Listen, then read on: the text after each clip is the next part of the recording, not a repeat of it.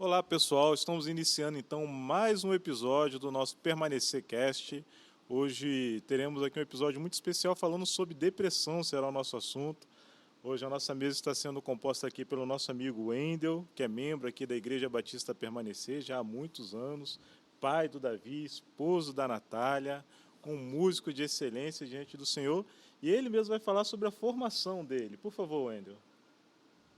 Meu nome é Wendel, sou daqui da UP, sou formado em Química e sou mestre em Ciências Genômicas e Biotecnologia.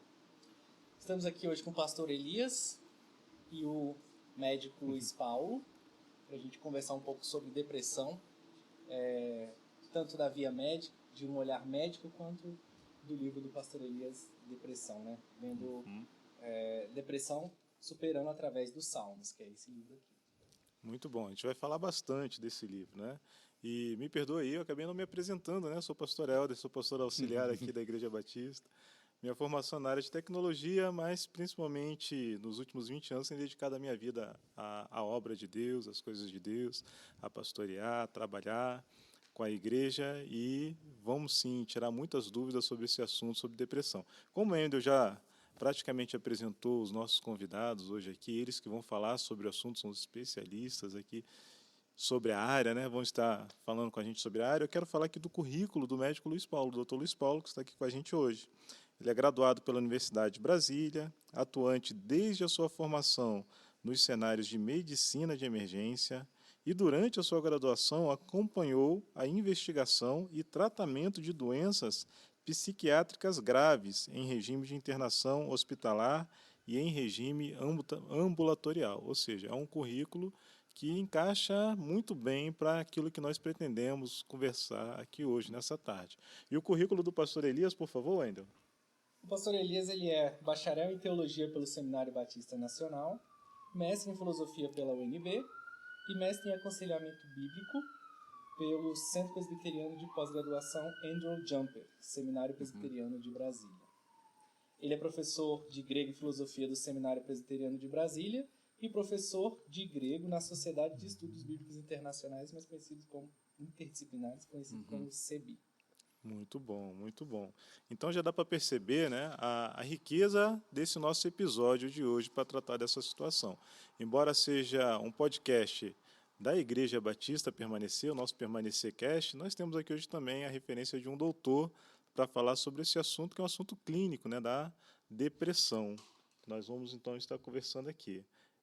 Eu queria que vocês falassem um pouco sobre a vida de vocês, né, e daqui a pouco a gente adentra mais sobre o assunto da depressão. Certo. Como você comentou, né, eu sou formado pela UNB e, assim, eu sou um médico generalista, né? Terminei minha graduação, inclusive, não muito tempo atrás. Durante a graduação, a gente tem experiências com todas as áreas da medicina, entre elas a psiquiatria, que foi onde eu trabalhei lá no laboratório de psiquiatria da UNB e também com pacientes internados. É importante ressaltar, principalmente para os irmãos da igreja que estão acompanhando aqui, que podem tomar as informações desse podcast até como orientação de vivência, que existem médicos e especialistas na área de psiquiatria, que são os psiquiatras, né? Esses médicos eles terminam a graduação, eles fazem mais alguns anos de treino médico só em psiquiatria. Então eles vão trabalhar apenas com esses pacientes. Enquanto na faculdade de medicina como um todo, a gente trabalha com todos os pacientes, incluindo os pacientes psiquiátricos.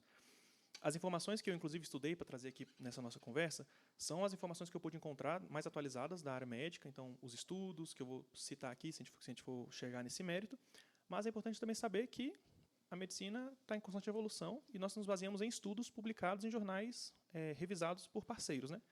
Então, assim que novas evidências forem saindo, eu estou completamente aberto a mudar de opinião, ou então trazer novas informações. A gente pode até fazer uma continuação no futuro desse episódio, se saírem novas evidências, novos estudos, novas drogas, né? Então, eu vou trazer as informações científicas mais recentes que eu encontrei. Inclusive, se algum irmão também conhecer sobre a área, quiser compartilhar, estamos abertos a conversar também. Muito bom. A minha lida com a depressão foi própria.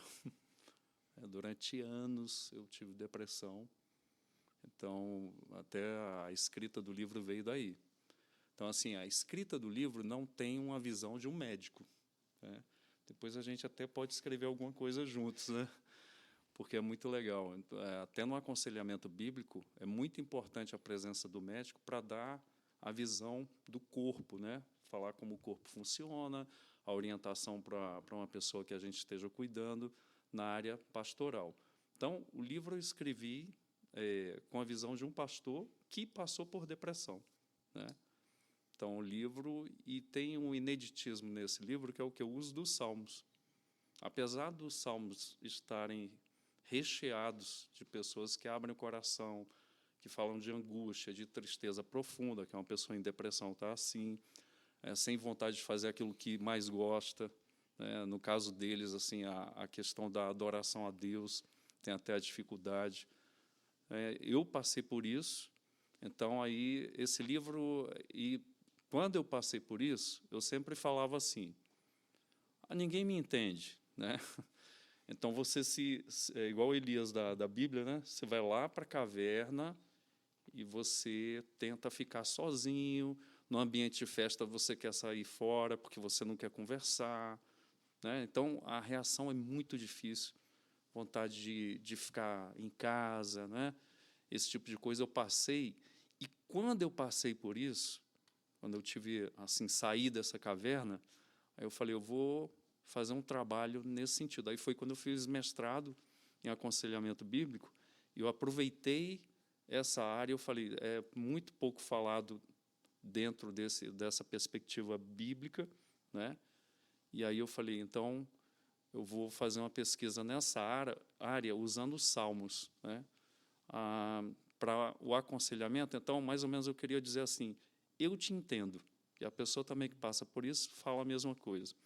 Então, o livro seria mais ou menos uma resposta para essa pessoa que também está passando em depressão e, às vezes, está dentro da caverna ainda.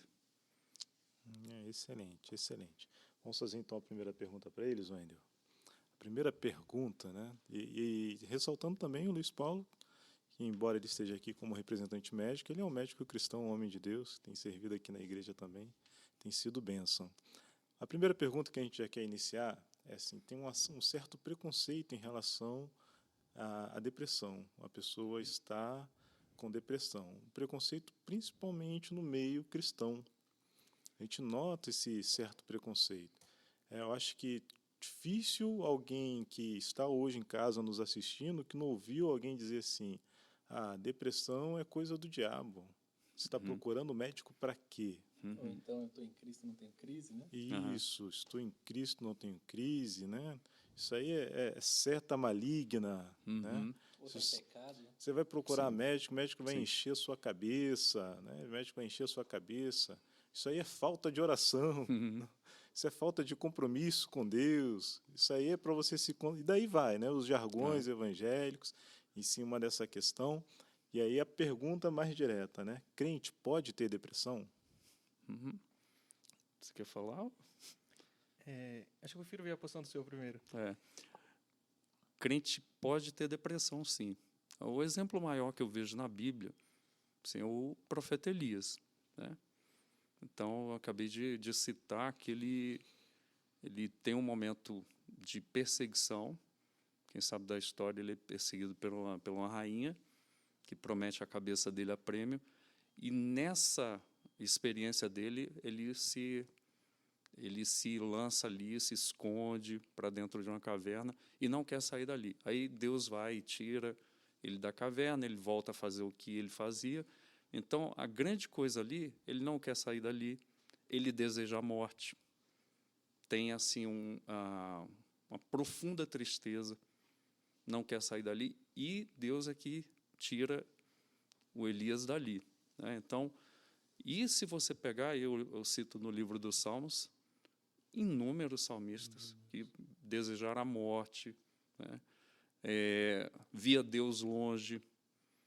Por exemplo, parar de fazer aquilo que gosta, a coisa característica, a pessoa, né, naquilo que tem prazer de fazer, a pessoa não faz. Por exemplo, tem um pastor amigo meu que me ajudou muito, né? E ele falou que passou 4 anos em depressão, teve um estágio da depressão que ele não saía de debaixo da cama. Ele é um homem de oração, um homem consagrado, um homem pai de família, acho que agora deve ter uns 40 anos de casamento, né?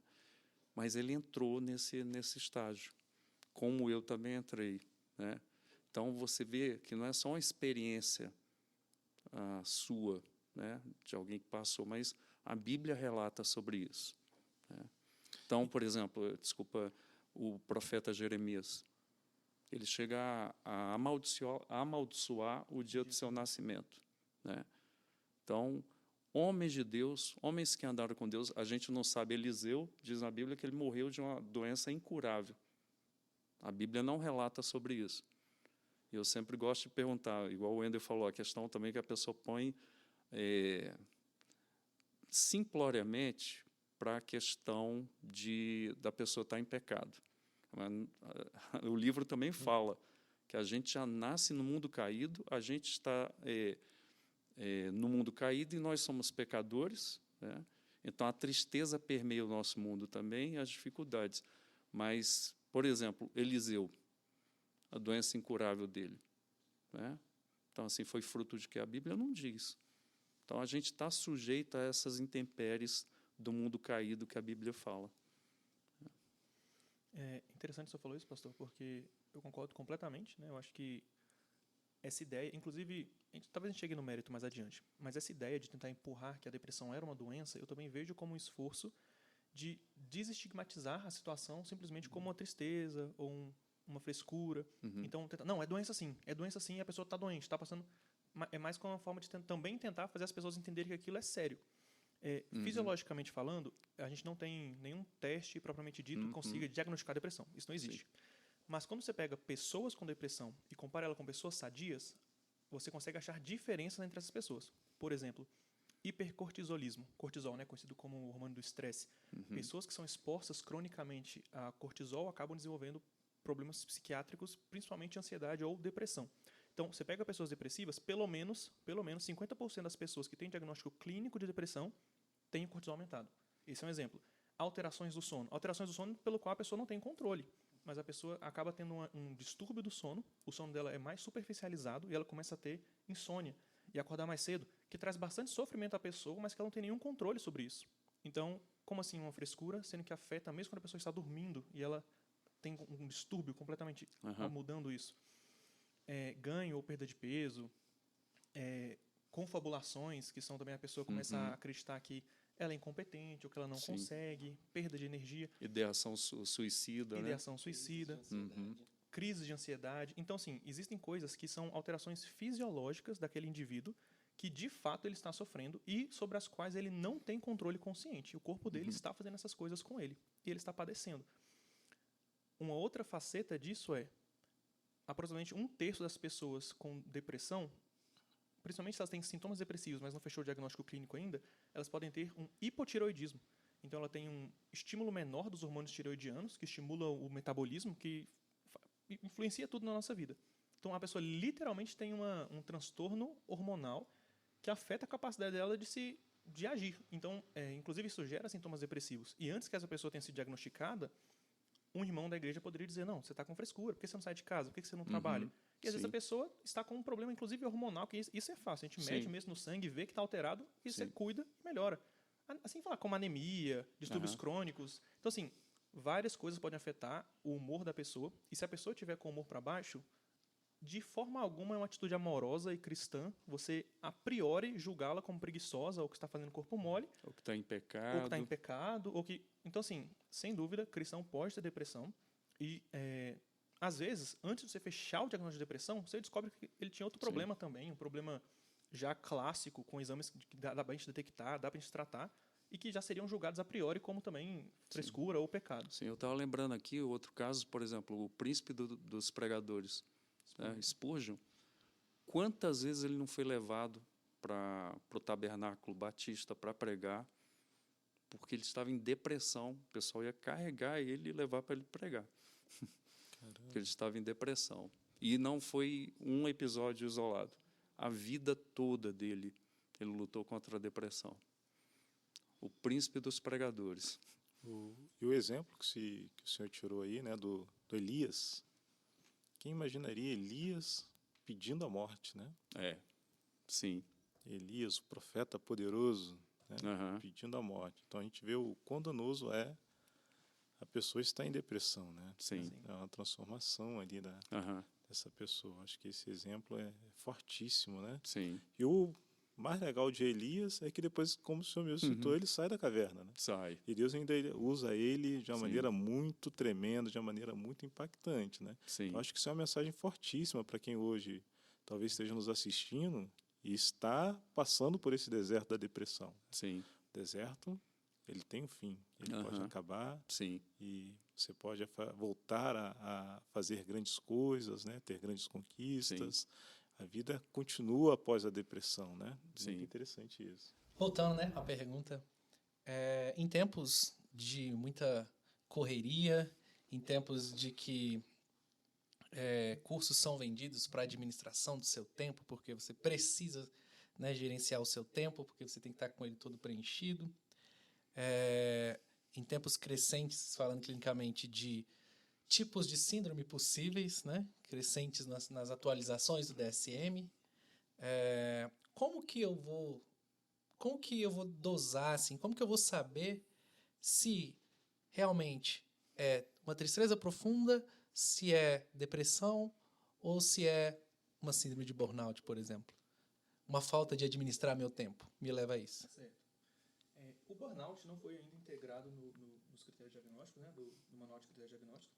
O DSM-5, que você citou, ele foi criado, na verdade, mais como ideia de tentar deixar as coisas um pouco mais objetivas, até para você conseguir faturar as consultas em planos de saúde mesmo, né? Para a rede de saúde entender o que está acontecendo ali. Sim. Então ele já sofreu algumas atualizações, né? Hoje a gente está na quinta publicação do DSM.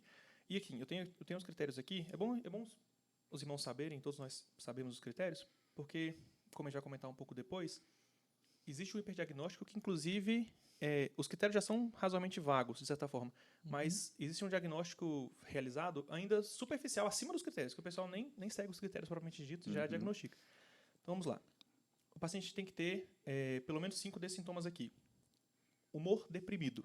Então, ele está com um humor consideravelmente deprimido. Todos os dias, pelo menos 2 semanas.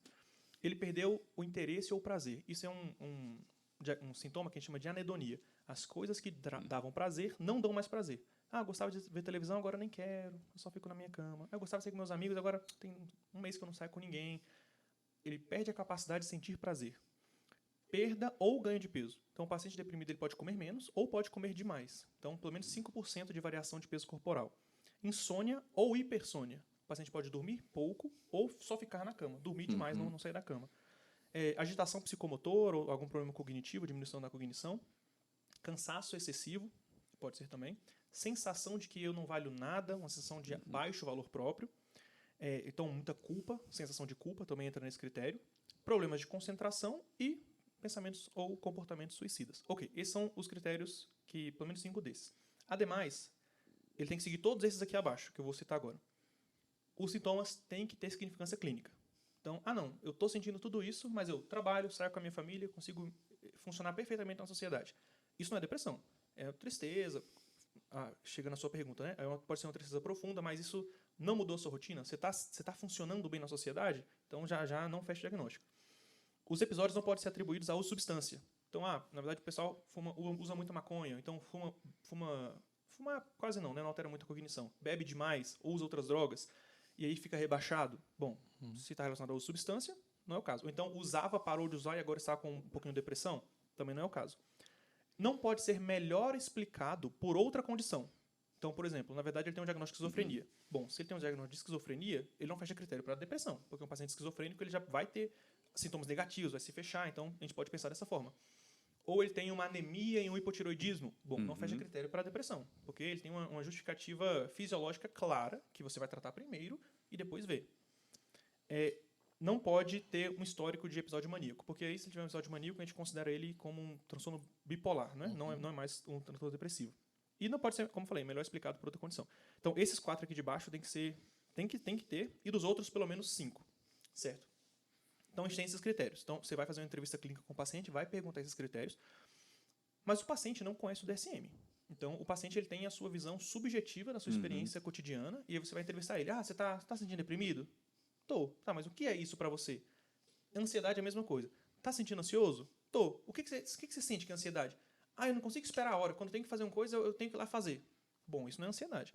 A ansiedade é um medo de tudo ao seu redor. Medo de que as coisas vão dar errado, medo do que vai acontecer. É medo. Então, a ideia de que a ansiedade é porque você, na verdade, não consegue esperar, tem que fazer logo, bom, isso não é ansiedade. Então, você tem que destrinchar do que o paciente está falando pedacinhos de informações que você consegue classificar dentro dos critérios para ver se ele entra ou não nos critérios.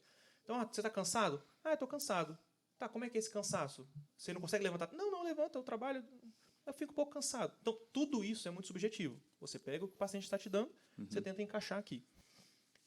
O problema é, como eu falei, como o paciente, às vezes, ele não te dá toda a informação que você quer, é comum, inclusive está no livro do pastor, que a pessoa apresente alguns sintomas, não fechou critério ainda, mas você fecha diagnóstico. Não, tem depressão. Isso é muito comum. Eu já vi bastante isso acontecer na minha prática, rodando nos hospitais e pós-saúde. Acontece, o pessoal já entra com medicação mesmo. Então, assim, existe um hiperdiagnóstico. Isso é constatado também epidemiologicamente, né? Existe hiperdiagnóstico, pessoas que realmente não fecham critério e o pessoal já entra. Perda de um ente próximo, por exemplo. A pessoa pode ficar muito triste, entristecida. O luto não é patológico. Ele é fisiológico, é normal. O luto é normal. Estar deprimido não é estar com depressão. Pode ser, exatamente. Tristeza é uma coisa que pode acontecer. Todos nós passamos por momentos de tristeza. É importante diferenciar que a ideia do critério do diagnóstico é o paciente ele não funciona. A vida dele parou por causa daquilo. É uma coisa muito séria. Então, estou depressivo. Não, calma. Você não está com depressão. Às vezes está triste. Tá? E para você fechar diagnóstico de depressão em um paciente que está enlutado, o luto tem que ter passado do período esperado, fisiológico. Então, além do tempo, o paciente mesmo assim não consegue sair. Alguns médicos entram com medicação antes. Já vi isso também acontecer bastante. O paciente está enlutado, estou com muita insônia, está enlutado, está com sofrimento, o médico quer ajudar a diminuir o sofrimento e entra com medicação antidepressiva antes. Isso acontece bastante também. Não fechou o critério ainda e o pessoal já entra com medicação. Isso é uma coisa comum. Sim. E se a gente for pensar, né, a probabilidade de uma administração de uma medicação errada é muito grande, porque, como é subjetivo, você mesmo disse, tem que ter alguns daqueles primeiros critérios e aqueles outros critérios necessariamente.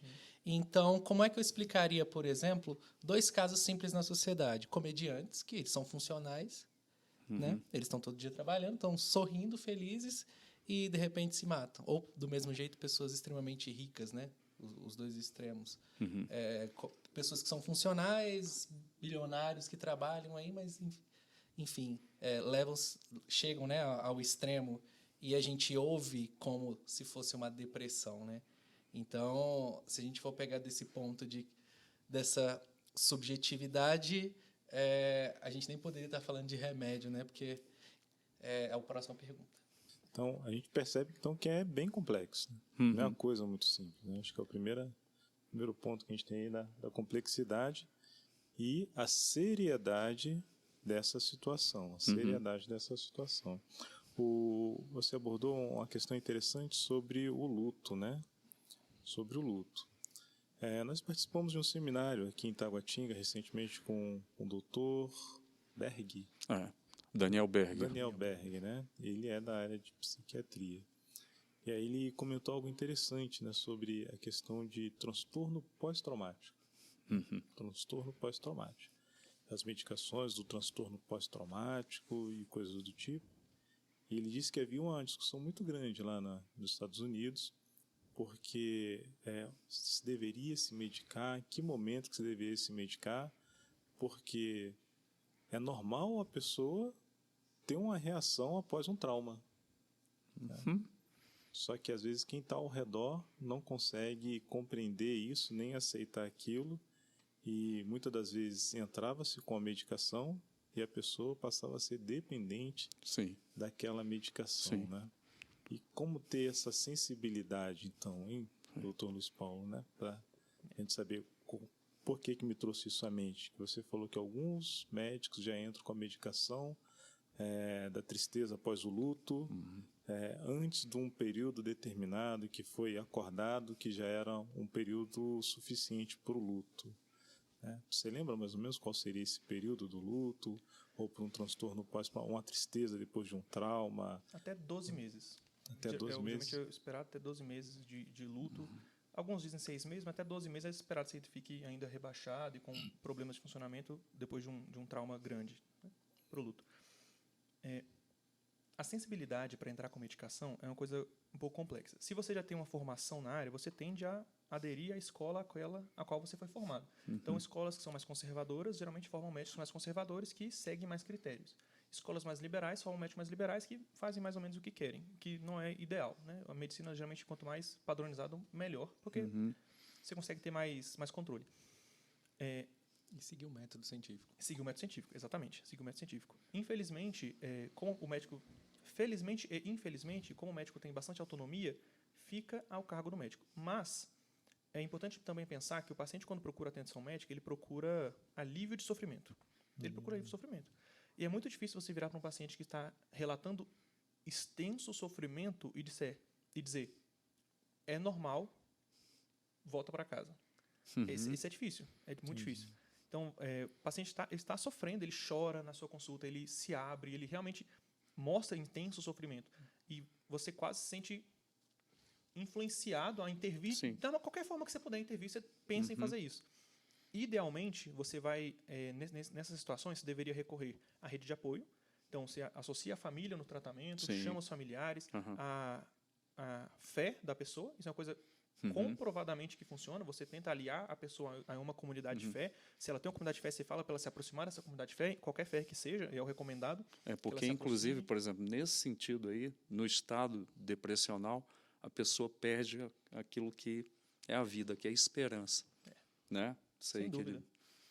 Aí, e, por exemplo, a fé vai exatamente linkar isso aí, né? Para a pessoa, porque pode, por exemplo, uma pessoa que está assim com ideação suicida, você tem que dar assim, dar mais uma chance, né? Para tentar resolver aquilo ali, até entrar com a medicação mesmo. Por quê? Porque é muito melhor você entrar com a medicação e você se arriscar nisso. A gente viu agora no Covid, né? Pelo menos essa é a minha visão de fora. Não teve o tempo para fazer aquela pesquisa do teste da vacina como deveria se fosse normalmente, numa situação normal. Mas, morrendo milhões de pessoas. Aí a pessoa tem que fazer o quê? Seria mais ou menos isso que eu vou falar, um mal menor, né? Então, você tem que intervir ali, a mesma coisa, o cara chega no hospital, está sangrando lá, aí, doutor Luiz Paulo, o pastor Helder, o que a gente vai fazer? Não tem, você tem que estancar aquele problema ali, para depois você ganhar tempo para resolver a causa daquela dificuldade. Né? A depressão é a mesma coisa, né? Então, assim, você chega ali, a pessoa está sem esperança. O médico se vê, né, a responsabilidade que ele tem de dar pelo menos um tempo para você adentrar mais para ver a causa daquele problema, né? Eu te atrapalhei. Não, mas é exatamente isso, pastor. A gente já falou bastante aqui, né? Já temos aqui uma boa introdução sobre a depressão, mas eu queria que vocês dessem uma definição de depressão, né? A gente falou aqui sobre tristeza, como que a gente definiria a depressão, ou a doença mesmo ali, depressão? Se eu tivesse que fazer uma síntese do que é a depressão é um estado de humor rebaixado, acompanhado de uma série de alterações que afetam o funcionamento da pessoa e que não podem ser explicadas por outras causas já conhecidas na medicina. Perfeito, muito bom. É um estado que você, por exemplo, na prática, você perde a vontade de viver, você perde a esperança, você, dentro disso, você se afasta da tua vida normal, né? Então, assim, na prática, a pessoa, eu volto para Elias, a pessoa não quer viver, ele quer ficar ali. Por exemplo, no meu caso, eu não tive ideação suicida, eu não tinha vontade. Por exemplo, eu até saí do pastorado, né? Mas eu, lá no fundo, eu não queria sair. Aí eu fui até pedir ajuda de um pastor, ele falou, não, sai. Eu falei, eu não quero mais conversar com esse cara. Porque lá no fundo, eu ainda tinha uma esperança, entendeu? Mas, assim, eu não queria estar, por exemplo, perto de pessoas. Se fosse o pastorado ali, talvez para eu ficar pregando, aconselhando e não ter contato com as pessoas, eu acho que isso aí, para mim, seria o ideal. Mas, mesmo assim, Quantas vezes eu vim para o púlpito com falta de ar e ninguém sabia? E é difícil afastar o pastor das pessoas, né? Sim, Não não tem tem como, como. não Eu tem ti- como. eu tinha que aconselhar. Não tem Eu como. não sei como é que eu fiz isso, Não tem mas eu como. fiz. A gente deu aqui uma definição sobre depressão. Aí eu gostaria de saber assim, quais os sinais de início de uma depressão? Quais os sintomas, os sinais, não sei se eu uso a palavra sintomas ou sinais, que até mesmo uma pessoa que é leiga conseguiria identificar, às vezes em um membro da família, ou às vezes em um colega de trabalho, né? A gente percebe às vezes um colega que está bem abatido. Quais são os sinais, os sintomas que já dão algum indício, ou até mesmo cada um de nós, por acaso vier algum dia passar por uma situação dessa, identificar que a gente está começando a entrar nessa seara aí, sintomas e sinais. Como é que foi para o senhor? Comigo foi interessante, porque igual eu uso uma metáfora do pugilismo, né? Eu sou um pugilista que aguenta pancada. Tinha um pugilista brasileiro, não vou citar o nome por questão de respeito, porque eu gosto dele, mas o apelido dele era Queixo de Vidro. O cara encostou ali, quando ele acertava o golpe, ele derrubava, mas quando acertavam nele, aí ele caía, né? Então, assim, comigo foi, desde criança, eu cito aí no livro, eu com 8 anos eu tinha medo da morte. Eu lembro, meu pai tinha uma oficina, né? Aí tinha o famoso macaco jacaré. Eu sentava no macaco jacaré e começava a chorar. E meu irmão chegava, o Moisés, né? Vocês conhecem a mente brilhante dele, né? Então, assim, ele chegava assim e falava para mim, Elias, o que é que foi? Eu falei, estou com medo de morrer, eu não quero morrer e tal, chorando copiosamente. Criança de 8 anos, eu que via Speed Racer todo dia e tomava café com leitinho, com aquelas bolotinhas que ficavam na língua assim. Não tem lógica isso, gente. Então, por exemplo, depois você vai olhar a característica, até a psicologia fala sobre isso. Eu tenho, por exemplo, eu tenho veia para escrever, por exemplo, filosofia, poesia. Na 5ª série eu ganhei um prêmio. Eu escrevi sobre liberdade. Eu já falava sobre esses temas. Por exemplo, eu pesquiso sobre morte, né? Você vê, então, assim, são características também da tua vertente de personalidade. Sim. Mas no meu, então, pastor Helder, foi o quê? Foi acontecendo durante os anos. E aí é o que eu falo para quem está assistindo. Você pensa que é forte, mas você não é forte. Todos nós somos frágeis. No capítulo 2 eu falo sobre isso. Então o mundo está caído. Então você vê tristeza, tristeza na Bíblia, você vê tristeza, você abre o jornal, você tem tristeza, tem dificuldade, tem violência, né? Então uma coisa comigo foi acontecendo. Aí vem suavemente e você não se dá conta de que está entrando no estágio depressional. Aí quando entrou, aí é que eu fui ver erros que eu cometi. Porque geralmente pastor não tem amigo, mas deveria ter. Porque pastor pastoreia todo mundo. Mas, assim, às vezes ele não tem tempo nem para ir atrás de ajuda. Tá? Então, não ir atrás de ajuda, não ter com quem abrir o coração. Aí, depois disso, eu tomei as posições. Faço parte de um grupo de pastoreio. Lá a gente pode chorar, abrir o coração, porque eu também sou gente, né? Então, abrir o coração, eu não fiz isso. Tendência, né? Trabalhar sozinho, carreira solo. Então, isso foi tomando corpo ao ponto de eu não ter mais força. Impressionante. Aí eu vinha arrebentado. Eu atendia a pessoa, pô, Deus te usou. Mas usa mesmo, né? Aí eu atendia a pessoa, atendia o outro, mas eu estava detonado. Atendi várias vezes, assim, no púlpito. Eu não tinha condições, mas eu vinha por causa do compromisso, né? Então, mas, assim, o que seria legal? Apareceu isso aí que você falou, a vontade está indo embora, não ter desejo de conversar aquilo que você gosta de conversar, não ter desejo de ler e meditar nas escrituras, ou o cara que gosta de um esporte, não ter desejo. Aí trabalho, o cara gosta de trabalhar, não, está passando um tempo assim, o cara não quer trabalhar, não quer conversar com ninguém, a alimentação está desregrada, igual você falou, está comendo um boi ou está deixando de comer um bife, né? Então, isso tudo já são alertas. E aí uma coisa que eu notei, No meu caso, eu vi também andando que o quê? A família não está preparada, a igreja não está preparada. Então, isso que você falou, tá, do envolvimento da família no processo, porque o que a pessoa vai falar? Ah, o Luiz Paulo está com frescura. Isso. Ah, a barba dele tem que pintar de novo, tal, tem que cortar o cabelo. Deve ser por isso. Mas não é. Às vezes não é. Vai tomar um sol, né? A pessoa entrou nesse estágio, ela não consegue sair mais, com esse caso que eu falei. O cara ficava debaixo da cama, uma pessoa experiente, uma pessoa de Deus, uma pessoa que gosta, né, de ajudar os outros. O cara se fechou e não tinha ficava chorando debaixo da cama. Sim. E nisso aí que o senhor comentou, uma coisa muito comum é as pessoas associarem um estresse pregresso da própria vida e compararem com a reação do outro. Então, por exemplo, eu já passei por isso, isso e isso, e não fiquei desse jeito. Sim. Então, quando meu pai morreu, eu não fiquei desse jeito aí. Então, assim, também tem bastante disso.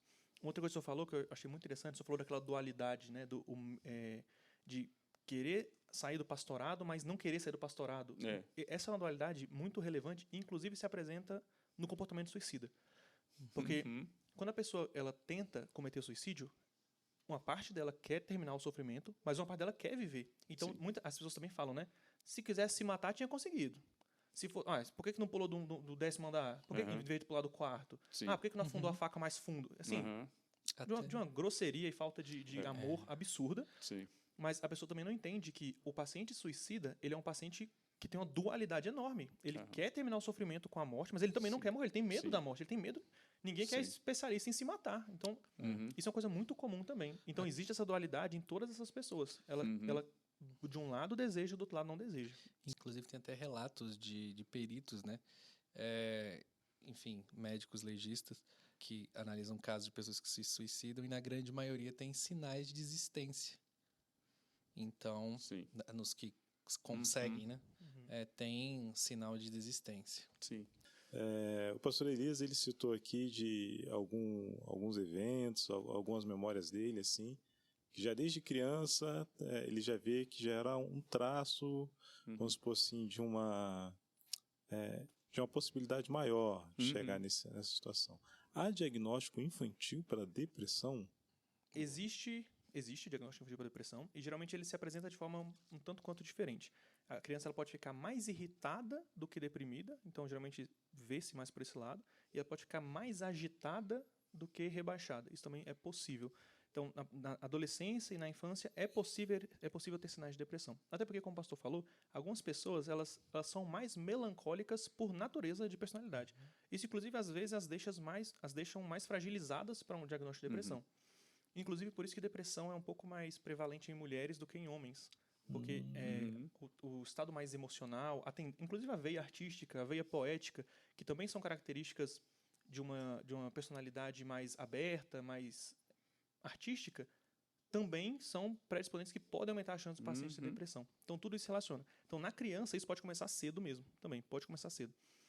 Assim como exposição a trauma e situações de fragilidade e abuso na criança também predispõem esse tipo de desenvolvimento.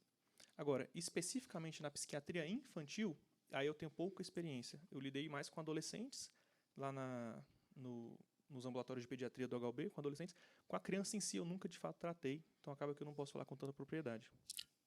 Qual é o tratamento para depressão?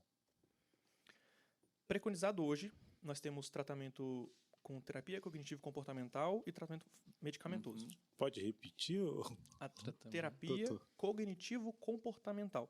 Ele é um eixo da psicoterapia que foca em como o seu pensamento, a sua forma de ver as coisas afetam a sua vida.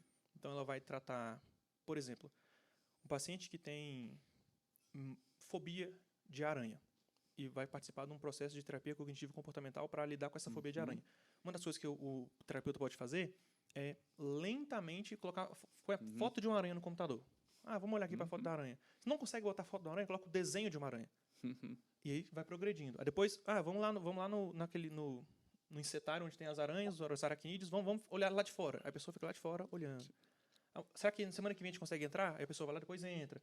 Até que ela consiga pegar numa tarântula. Então, assim, você faz exposições progressivas. Esse é um exemplo de como usar, né? Exposições progressivas.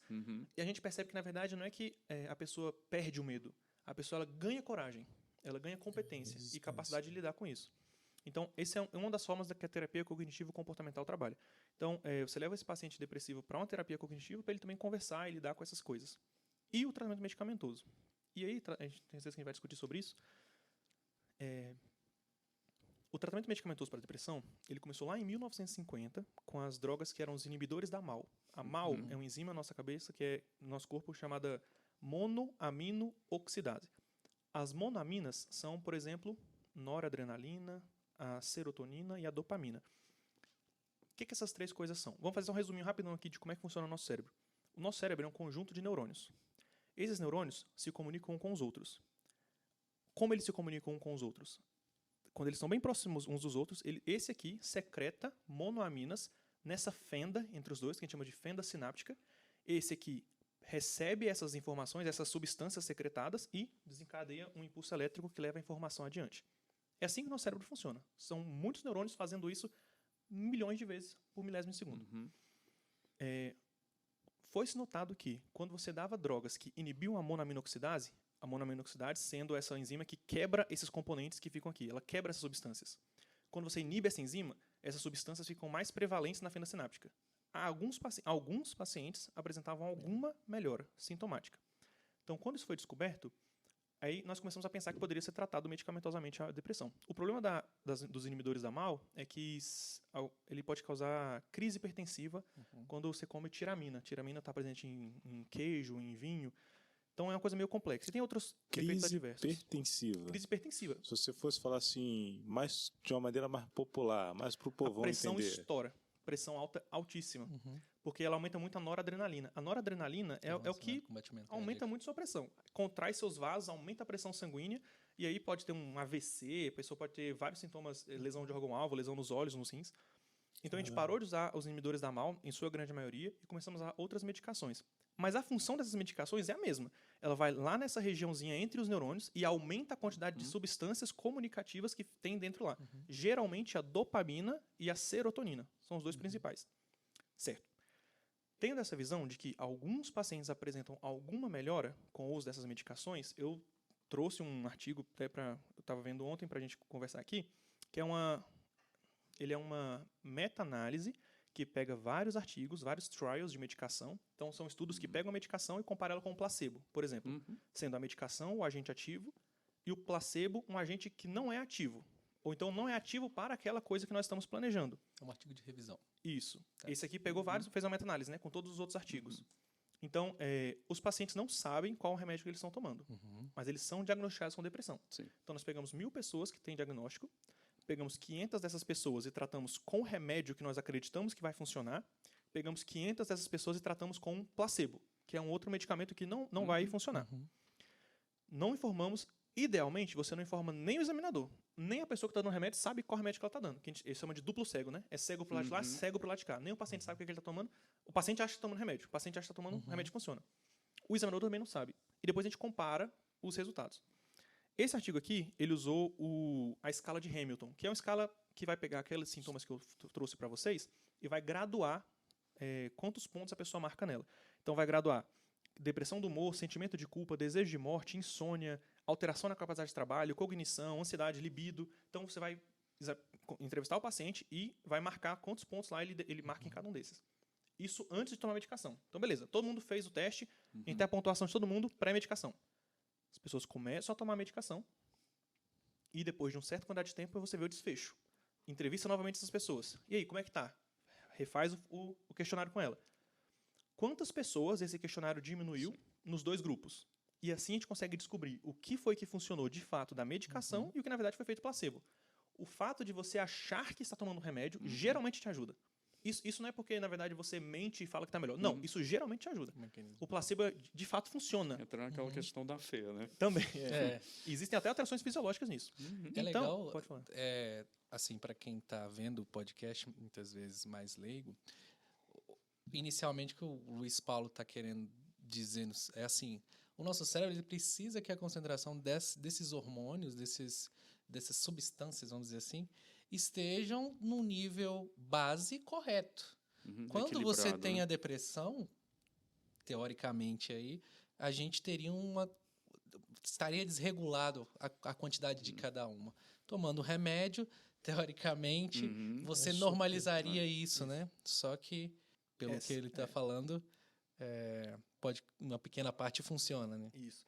Essa é uma das teorias, né? A teoria do desbalanço Só químico, que inclusive o pastor aborda no livro.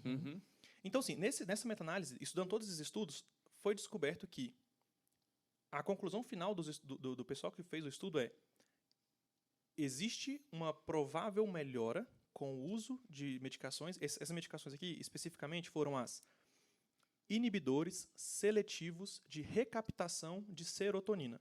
É um nome complexo que simplesmente diz que ele diminui a recaptação dessa substância no nosso cérebro. Então, se ele diminui a recaptação, fica mais lá.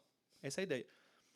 Então, a conclusão final dessa meta-análise, que viu vários estudos, é que é possível que haja uma melhora, embora haja maior prevalência de efeitos adversos, graves e não graves, nessa população. Mas a melhora não é tão significativa assim. E eu trouxe exatamente o número aqui da melhora. Ele te diz a porcentagem de remissão? Então, remissão. As pessoas que não tiveram remissão dos sintomas, tomando o inibidor seletivo, ou seja, não melhorou, 64,7%. É muita coisa. No grupo que tomou o inibidor seletivo. Mas, no grupo que tomou o placebo, 74,5% não teve remissão. Então, assim, nós vemos ali uns 10% a mais não teve remissão no grupo que tomou a remedicação. Sim. Mas isso é tênue. E Sim. você associa isso também os efeitos adversos, né? E também o que os próprios pesquisadores notaram é que esses estudos, infelizmente, têm uma tendência de viés. Então, e aí tem alguns vieses, e isso é importante a gente deixar bem claro. Tem a população de onde foi feita ou é um estudo É um estudo mundial? multicêntrico, aí são vários estudos de várias populações. Eles pegaram, acho, mais de 120 estudos para fazer isso, de vários países. É importante entender o que é um viés nesse cenário. Um pesquisador, ele tem um grande incentivo para fazer estudos que apresentem resultado. Porque um pesquisador, só sabe, sou um acadêmico, sou mestrado, também temos outro mestrado aqui, que quando você publica um paper num artigo, se o seu paper nem influencia para cima nem para baixo, às vezes a sua revista até te recusa. Para que você vai fazer esse paper aqui? Que ele nem, Sim. Então, é importante entender que o pesquisador ele tem um incentivo inerente de publicar um paper que tenha resultados. E ele coleta várias amostras. Aceito, né? Isso. Ele coleta vários parâmetros. O pesquisador pode selecionar apenas os parâmetros que foram alterados e publicar esses parâmetros. Então, você tem um viés de seleção e um viés de resultado, que acaba fazendo com que você seja muito mais estimulado a publicar um artigo positivo sobre o uso de uma medicação, e você pode, inclusive, omitir os parâmetros que não teve nenhuma melhora ou que teve piora, porque você pode publicar só os parâmetros. Então, qual o parâmetro? Teve uma melhora em tal e tal e tal sintoma. E você não é obrigado a dizer outros parâmetros que pioraram. Você não é necessariamente obrigado a isso. E por trás está também a questão da indústria, né? Que tem um grande estímulo para ter novas drogas aprovadas para poder vender. Então, em suma, o uso de medicação, principalmente inibidores seletivos, que é o mais comum, fluoxetina, duloxetina, paroxetina, algumas pessoas apresentam alguma melhora. Isso é o mais científico que a gente pode chegar. Algumas pessoas apresentam alguma melhora. E existem sintomas adversos relacionados. Não necessariamente todas as pessoas vão ter sintomas adversos, mas quanto mais você sobe doses ou mais você associa a outras medicações, você vai somando os efeitos adversos. Sim. Tem até no livro, eu coloco um caso que foi citado de uma mulher que estava nesse estágio. Assim, tudo leva a crer que ela tinha depressão. Sendo que ela foi no médico, o médico fez todos os exames. E aí, deu alguma coisa? Não, tudo normal. Aí o que ele falou? Aí começou a falar, não, você está com depressão. Aí rotulou a pessoa com depressão, nem sabia. Estava acompanhando. E deu o medicamento, ainda falou assim, não, tenho aqui a amostra grátis. Aí deu a amostra grátis, a pessoa tomou, teve uma melhora de umas 2 semanas, depois começou a piorar. Ele voltou, ele já não sabia mais o que fazer, aí ele passou para psiquiatra. Aí na psiquiatra, aí foi fazer, isso aqui é o quê? É um viés da tua família. Então você vai ter que agora tomar essa droga aqui. Então mudou a droga, sendo que todas essas drogas causavam dependência. Né?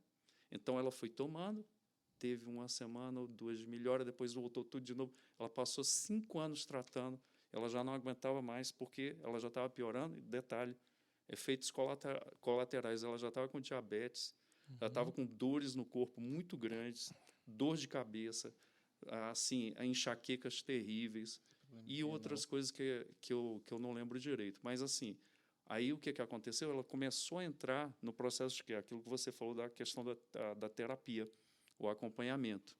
E aí foi trabalhado isso e ela foi desmamando os remédios e ela foi ganhando qualidade de vida. Eu falo isso por mim. Um médico passou o remédio errado para mim 13 anos. Oh, meu Deus. 13 anos? 13 anos. Qual era o Jesus remédio? Cristo. O remédio, Rivotril. 13 anos. 13 anos. Sabe por que eu ainda estou normal, não estou fazendo careta aqui?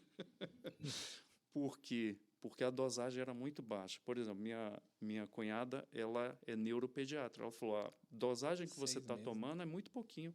Eu cheguei a tomar no máximo 8 gotas. Ela falou, tem criança aqui que eu passo 30. Então, eu tomei 13 anos. Aí, um dia, faltou a medicação, já estava dependente, já dava sudorese, tremedeira. E eu tinha, assim, eu vacilei, eu pensava que tinha em casa e não tinha. Aí eu tive que ir no trabalho. Cheguei lá, tinha um médico muito experiente, que é pediatra, mas sabe esse cara das antigas, que ele tem uma visão sistêmica muito boa? Ele falou, para que você quer essa receita? Eu falei. Ele falou, o quê? Mas você toma isso há quantos anos? Eu falei, 13 anos. Eu processaria esse bandido. Isso é um bandido, isso não é um médico. Ele não te levou a sério, ele é criminoso. Olha, é o seguinte, eu vou te passar aqui para outro médico, ele vai desmamar, que essa medicação você só toma 3 meses para você achar a medicação correta. Ou seja, a medicação correta seria tomar 3 meses. 3 meses. Eu tomei 13 O anos. senhor estava 13 anos. 13 anos. Tomei. Geralmente, antidepressivos é de 3 a 8 meses, né? Você Pois pode é. encontrar na Aí, bula para que não o que cause aconteceu? dependência. Eu né? peguei, fui nesse outro médico, ele começou a desmamar, trocou a medicação, colocou outra e falou, você pode parar a hora que você quiser. E aconteceu um fato interessante. Eu até compartilhei contigo ontem. Que é o quê? Eu estava em viagem e a medicação estava aonde? Na mala da minha sogra. Não é que a sogra é mala. Entendeu? É na mala da sogra. Aí o que acontece? A gente saiu e eu não tinha como pegar a medicação porque já era tarde. A gente estava no hotel. Eu falei, e agora, né? Aí eu fiquei um dia sem tomar, senti muito no outro dia, muito cansaço. Aí eu falei, eu vou parando, porque o médico tinha falado que eu podia parar, qualquer hora. Eu fui parando, isso já vai fazer 6 anos que eu não tomo. Graças a Deus. Que benção. E é isso. Então, por exemplo, você vê uma medicação errada, rotulado, né? Às vezes a pessoa não sabe o que fazer. E aí, outra coisa que eu esqueci, que tá aí no livro, a pessoa falava assim, e eu falava isso. O médico deve saber o que está fazendo, porque ele estudou para isso. Eu não sei. Se ele falou, né? Isso é igual o TDAH, né? Sim. Às vezes a pessoa ela não aprendeu a prestar atenção, não, mas já tem TDAH. Meu filho nasceu com TDAH. Isso. Eu queria abrir um parênteses no que o senhor falou, pastor, porque acho que isso é muito importante para os irmãos da igreja, inclusive, e para qualquer pessoa que esteja ouvindo. O inibidor seletivo de recaptação de serotonina, que é o que eu falei do artigo aqui antes, ele é uma droga que precisa desmamar, mas que ele não está relacionado à dependência. Os benzodiazepínicos, que o clonazepam faz parte dele, que é o Rivotril, Sim. assim como o Valium, assim como o diazepam. Pessoal, principalmente para os ouvintes, irmãos da igreja, são drogas muito perniciosas. Elas têm o seu local, mas elas não devem ser medicações de uso contínuo em quase nenhuma hipótese. Os benzodiazepínicos são medicações que causam dependência com muita facilidade e causam muita dependência. E eles causam dependência e causam tolerância. Então, as pessoas... É incomum que mantenha dose baixa, pastor. É incomum ser o caso do senhor. Geralmente, a pessoa vai aumentando Sim. a dose. Aham. E aí, depois... no passado era mais. Hoje, alguns médicos estão diminuindo isso. Mas, assim, era muito passado para insônia. Então, toma benzodiazepínico para insônia. Gente, não sei se alguns irmãos da igreja usam. É muito prevalente. Eu já vi muitos pacientes que usam. E é o paciente que... Esse é o paciente que, se você fala que vai tirar, ele começa a chorar. Ele chora. Ele, por favor, não faz isso comigo. Ele não consegue dormir. O paciente fica 3 dias acordado. 3 dias acordado, porque ele não tem o benzodiazepínico. Pega receita com a irmã que o toma, arranja um farmacêutico que vende sem receita. É uma receita azul controlada que a gente usa Sim. para passar essas medicações. Eu conheço um caso, inclusive foi de um professor meu na UNB, ele, não só para depressão, né, mas também ele tinha síndrome do pânico, uma série de coisas juntas. E assim, ele tomou esse tipo de medicação durante muitos anos e ele falava abertamente, olha, eu fui no médico e eu pedi para ele aumentar a minha dosagem, tanto que ele veio a óbito durante um semestre, porque ele foi ao médico, o médico, enfim, ele um professor altamente conhecido, com um conhecimento muito grande, inclusive, dentro da parte de analítica, bioquímica, mas ele foi ao médico, ele queria que aumentasse a dosagem dele num valor que ele já tinha em mente, porque já há muitos anos, olha, eu fiquei 7 anos na UNB, e assim, eu acho que ele morreu quando eu tinha uns 4 anos e meio, 5 anos lá. E o médico falou que não ia aumentar mais, porque já estava perto de uma dosagem perigosa, e ele simplesmente aumentou e sofreu um infarto em casa, sozinho. E, então, assim, e era uma coisa assim, uma associação de vários distúrbios, mas para a gente se ater à questão dos benzodiazepínicos, ele fazia uso de não só um, né? Então, assim, o que eu fico vendo é como que ele tem acesso a mais de um, assim, como é que um médico passa várias coisas associadas assim?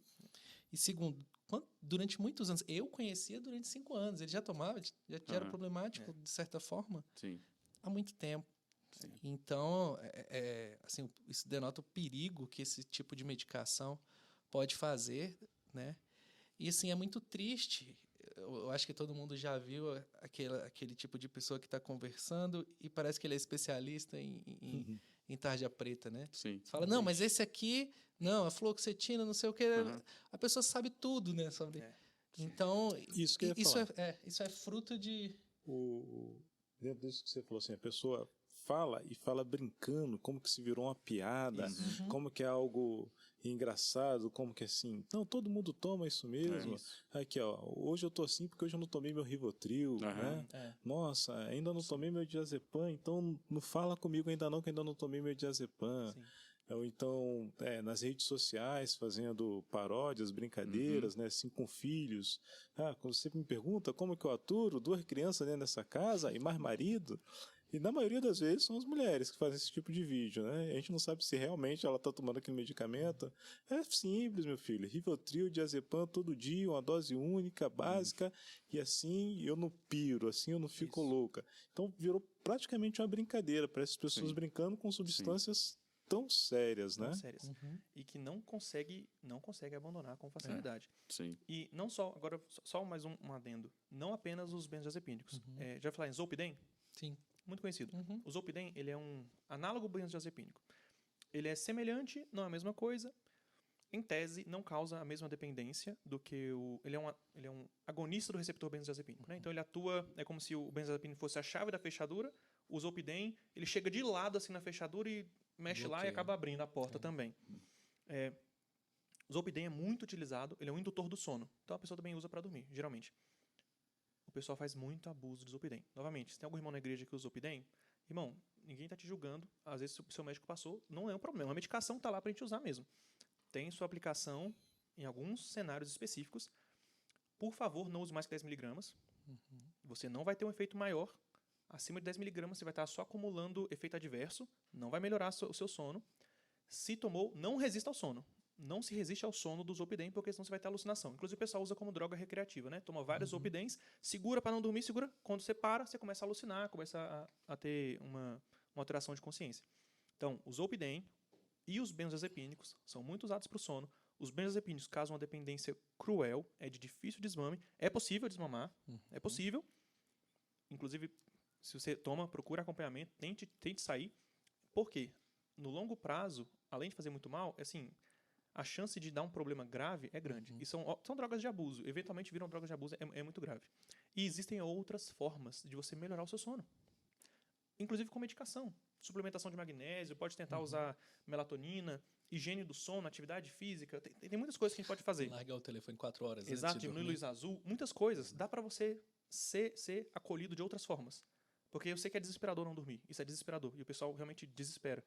Mas são drogas perigosas. Perigosíssimas. Muito mais que a fluoxetina, seria os benzodiazepínicos. E aqui no Brasil, a gente ainda, levando em consideração o que o Helder falou, da gente brincar, né? A pessoa toma Rivotril. Pra gente, aqui, isso é muito triste porque denota que ainda a gente não tem um certo controle. Nos Estados Unidos, principalmente, onde durante muitos anos foi banalizado e, enfim, foi autorizado que, por exemplo, psicólogos receitassem esses tipos de medicamento, coisa que no Brasil, graças a Deus, ainda não acontece. Hoje eles têm uma crise de saúde pública em relação a esse tipo de medicamento tão grande quanto o uso de anfetaminas e etc. O controle sobre esse tipo de medicamento lá é muito grande, é caminhão saindo da farmacêutica com escolta armada desse nível hoje. Por quê? Porque as pessoas assaltam para vender tanto quanto droga. Então, não creio que lá seja igual a gente aqui, né, brincando, aquele desenho do cachorro. E até tem um meme do cachorrinho tomando um copinho de Rivotril. Mas que Deus nos ajude, né, para que a gente possa, tanto no meio científico, quanto realmente no meio da sociedade, a gente possa ter noção do quão mal isso faz. Não só, gente, né, a gente tem que ser crítico, né? Sim. Não é porque, igual o pastor Elias disse, não é porque é médico, você vai no médico que você tem que tomar, de certa forma, tudo. Pede outra opinião também. Se você ficou Sim. em dúvida, não Sim. vá no Google, vá em outro médico, tá? Sim. De boa forma na comunidade, que você já conheça, que tem... Isso. Porque senão, realmente, o caso do pastor Elias foi uma exceção, mas você pode parar igual meu professor, você pode ter um problema sério até o óbito. Muito bom. O pastor Elise fez aqui algumas referências, nós também, ao livro, né? Qual a melhor câmera aqui para eu colocar o livro? Aquela de lá. Então, aqui o livro lançado pelo pastor Elias, o lançou já tem 2 anos nesse livro, né? Tem 2021. 2021 que foi o lançamento desse livro. Depressão Superando através dos Salmos, né? Você encontra esse livro aqui na Amazon, você vai encontrar lá o e-book, o livro impresso também consegue pedir pela Amazon? Não, isso aí tem que pedir para mim. Então, o livro impresso você pode pedir para o próprio pastor Elias, né? Nas referências aqui do nosso podcast, a gente vai deixar aqui alguma referência que você possa entrar em contato, está adquirindo então esse livro. Então, Elias Guimarães, Depressão Superando através dos Salmos. Você digitou lá Guimarães, você vai encontrar a capa desse livro aqui para você estar adquirindo. É um excelente livro. A gente está abordando aqui, além de ter a sua experiência, né, a experiência do pastor Elias, de ter passado pela depressão, é um livro de uma carga teológica muito boa, superando através dos Salmos. A gente vê que ele fez uma pesquisa muito profunda sobre os Salmos, né? Quem realmente entende um pouco de teologia percebe o valor significativo desse livro teologicamente, né? Então, não são palavras da minha cabeça, não são palavras da cabeça do pastor Elias. Até mesmo as referências bibliográficas, se você pegar aqui, você vai ver o quão relevante é esse trabalho, né? E é um trabalho diferenciado também, porque ao mesmo tempo que ele fala da depressão, fala da experiência dele da depressão, é um olhar pastoral, ele não deixa de lado a questão clínica, a questão médica, leva com seriedade também essa questão. E já que eu falei aqui do livro, né, Depressão Superando pelos Salmos, eu queria saber qual a referência, qual o impacto que pode trazer para a pessoa o aconselhamento bíblico. Eu falo no livro aí, no capítulo 2, sobre a questão da tristeza. A tristeza faz parte do mundo, como eu já falei, mas tem 2 tipos de tristeza que a gente pode passar, que eu chamo de tristezas oriundas de boas tribulações e tristezas oriundas de más tribulações. O que seria isso? A Bíblia fala que, por exemplo, se eu passo por uma tribulação, nesse mundo que eu falei, né, as dificuldades que a gente tem, seja no trabalho, seja na igreja, seja na nossa vida profissional, talvez algum problema que a gente passe de relacionamento no serviço mesmo, quando a gente passa e não tem uma causa, aí é que entra a diferença, por exemplo, do aconselhamento bíblico para outras terapias, que a gente entra com o conceito bíblico de pecado, né? Então, eu posso estar sofrendo, posso estar em dificuldade, em angústia, e não ter pecado. Por exemplo, o exemplo disso, Cristo. Jesus não estava pulando, soltando foguete e indo para a cruz, né? Sabendo que ia morrer. Diz lá que ele soou gotas de sangue. Mas dizer que Jesus pecou, aí diz na Bíblia que ele nunca pecou. Então não foi fruto a dificuldade que ele estava passando de pecado. Foi fruto de quê? Do projeto de vida dele, que era o quê? O amor era tão grande que ele veio nos salvar. E era necessário, aí entra na Bíblia, o quê? Pagar aquele preço porque a gente não tinha condições, né? Então ele foi para o nosso lugar, foi para a cruz, e ele sofreu, se angustiou, mas nunca pecou. Então isso é uma boa tribulação, porque isso rendeu bons frutos, né? Então a gente pode até hoje ter o quê? A nossa vida com um sentido que não vai o túmulo tirar. A gente vai passar pelo túmulo e a Bíblia garante que nós vamos ter, inclusive, um corpo semelhante ao do Cristo ressurreto. Mas tem a outra tristeza que é fruto de quê? Fruto de pecado, que é o que um erro que a pessoa fez. Às vezes não é para a pessoa ter uma escolha na vida e ela faz aquela escolha. Seja num casamento, seja numa escolha profissional, seja no uso de recursos financeiros, né? Como tem pessoas que têm problema nessa área, né? Uma medicação errada, que eu falei aqui, a escolha, a Bíblia vai falar, aquilo que o homem semeia, ele vai colher. Por exemplo, você planta milho, não vai colher amendoim, né? Não tem como? Não tem como, né? Então, o cara plantou, ele vai colher aquilo. Ele plantou, fez uma coisa errada, trapaceou, mentiu, né? Que todos nós estamos sujeitos, né? A Bíblia nos ensina a não fazer isso, porque vai colher. Então, é a má tribulação. Aí também a depressão entra nesse estágio aí. Pode ser escolhas que a pessoa fez erradas, ou o quê? A pessoa pode estar reagindo errado a uma coisa que ela está sofrendo, né? Então, é muito interessante que a Bíblia fala, se você não pecou nisso, você tem que sair alegre, regozijante. Se você pecou, volta, né? Você faz o conserto com Deus e tal, ou talvez com a pessoa que você causou um problema, e aquilo vai se resolver. Então, essa é a visão, né? Que seria, para a psicologia, a terapia, para a Bíblia, seria o que? O aconselhamento bíblico. E aí, por que o livro de Salmos? Porque os Salmos têm duas aproximações em relação a gente. Primeiro, todo mundo sofre. Então, assim, se eu sofro, eu não sou o quê? Um privilegiado. Todo mundo sofre, ou mais ou menos, né? Tem estágios da vida que a gente vai sofrer menos, vai sofrer mais. Por exemplo, um curso de medicina, você sofreu pouco, meu irmão, para estudar? Sofri bastante. Não é não? Aí fala assim, igual o meu professor de judô falava, né? Cara, tu não quer fazer judô, vai fazer tricô. Porque o judô vai dar trabalho, meu. Você vai ter que malhar, você vai tomar pau aqui do cara, você vai apanhar, você vai aprender, você vai chorar, enfim. Né? Então, vai fazer tricô. Né? Não que tricô seja fácil, né? Eu vejo o pessoal fazendo aí, eu falo, não tenho essa expertise. Mas essa é a primeira coisa. Todo mundo sofre nos Salmos. Então, não é tratado assim, o sofrimento. Hoje, meu filho está sofrendo, eu estou sofrendo. Não, todo mundo sofre. E dependendo do objetivo de vida que você tem, você vai sofrer muito, como a gente viu o exemplo de Cristo. E a segunda coisa, mas você não deve ficar no sofrimento, que é o Salmos vai falar o quê? A alegria verdadeira. Aí o salmista vai falar no Salmo 1º, né? Você, para ter uma alegria verdadeira, e não uma alegria passageira, né? Ele vai falar duas coisas. Fuja do pecado, né? Que ele vai falar, bem-aventurado o homem que não anda no conselho do ímpio, não se detém no caminho dos pecadores, não se assenta à roda dos escarnecedores. Então, foge disso. E a segunda coisa, mas não é só deixar de fazer, eu tenho que fazer também, que é o quê? Antes, o seu prazer está na lei do Senhor, e na lei do Senhor medita de dia e de noite. Então, como é que eu vou ter a alegria verdadeira? Ora, eu tenho que chorar por causa do sofrimento. Porque eu já vi cristão também falar assim, eu não estou em Cristo, eu não estou em crise, eu estou em Cristo. Ora, mas Cristo, que é a pessoa que sofreu mais, né?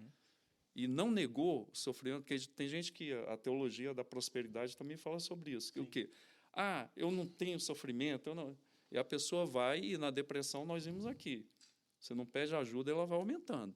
E a segunda coisa é o quê? É meditar na lei do Senhor, porque lá é a orientação para que você não traga sofrimento desnecessário. Então, os Salmos ele traz essa moeda de duas faces. O sofrimento, mas não fica só aqui. Então, eu posso ter o quê? uma caminhada, e não é emoção quando fala disso, né? Porque o fruto do Espírito é espiritual. Pode se transformar numa boa emoção? Sim. Por exemplo, a ansiedade. O que é que a Bíblia diz? Não andeis ansiosos, porque a ansiedade é pecado. Para a psicologia não é. Dá para entender a diferença? Então, são essas duas coisas que o aconselhamento bíblico vai trabalhar. Vai chorar com a pessoa, mas vai mostrar para a pessoa que tem um caminho de alegria verdadeira, que não é emocional em si. Porque eu posso estar em depressão e aí assistir o jogo do Flamengo, que é muito bom, principalmente quando joga bem, né? O Botafogo agora está na frente, a gente está dando uma chance aí, né? Mas eu posso ter aquele estágio ali, mas daqui a pouco passa. É igual você dar Novalgina para canceroso. O cara toma ali, passa a dor, mas vai voltar a dor porque só foi ali tratado o sintoma, não foi tratado o problema. Aí, só para fechar a minha fala, tem um livro do Paul Tripp, que eu esqueci agora o nome, que ele mostra a vida da pessoa como se fosse um iceberg. E quando a gente trata, seja por drogas, meio de drogas, ou então de aconselhamento, se a gente trata só o comportamental da pessoa, a gente só está dando o que? Novalgina para a pessoa que está doente. Então, ele vai descendo e ele chega lá na base, que ele chama de quê? Crenças. Então, aquilo que a gente crê, a gente vai reproduzir no nosso comportamento, né? Então, o Salmos ele traz essas duas facetas. Sofrimento faz parte. Todo mundo, cristão, não cristão, né, vai sofrer. E do lado de cá, fala o quê? A verdadeira alegria, que é andar com Deus, meditar na lei dele e decidir a sua vida segundo essa lei.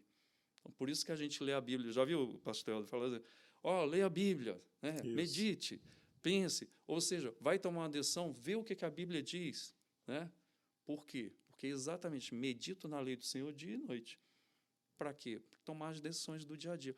Porque se eu tomo decisões no dia a dia, essas decisões podem me trazer um problema muito sério, inclusive uma porta depressional. Pastor, eu tenho uma dúvida, que surgiu quando eu estava lendo o livro, que assim, tem um momento no livro que o senhor comenta que o aconselhamento pastoral ele também necessita de uma contrapartida do aconselhado, né? O senhor fala sobre a questão do dever de casa e da participação de ler o texto e tal, mas eu queria colocar o senhor numa saia justa aqui, e quando a pessoa, ela nem levanta da cama, e quando nem a contrapartida ela dá, existe algo que possa ser feito? Sim. Nesse caso, por exemplo, é aquilo que eu falei, de você ter que agir. Eu já tive também... carregando um botijão de água, que era de vidro, eu tropecei, caí em cima, o gargalo entrou aqui, do lado do meu braço. Eu perdi 3 litros de sangue. Deus. Você vê que eu já dei trabalho para Deus, né?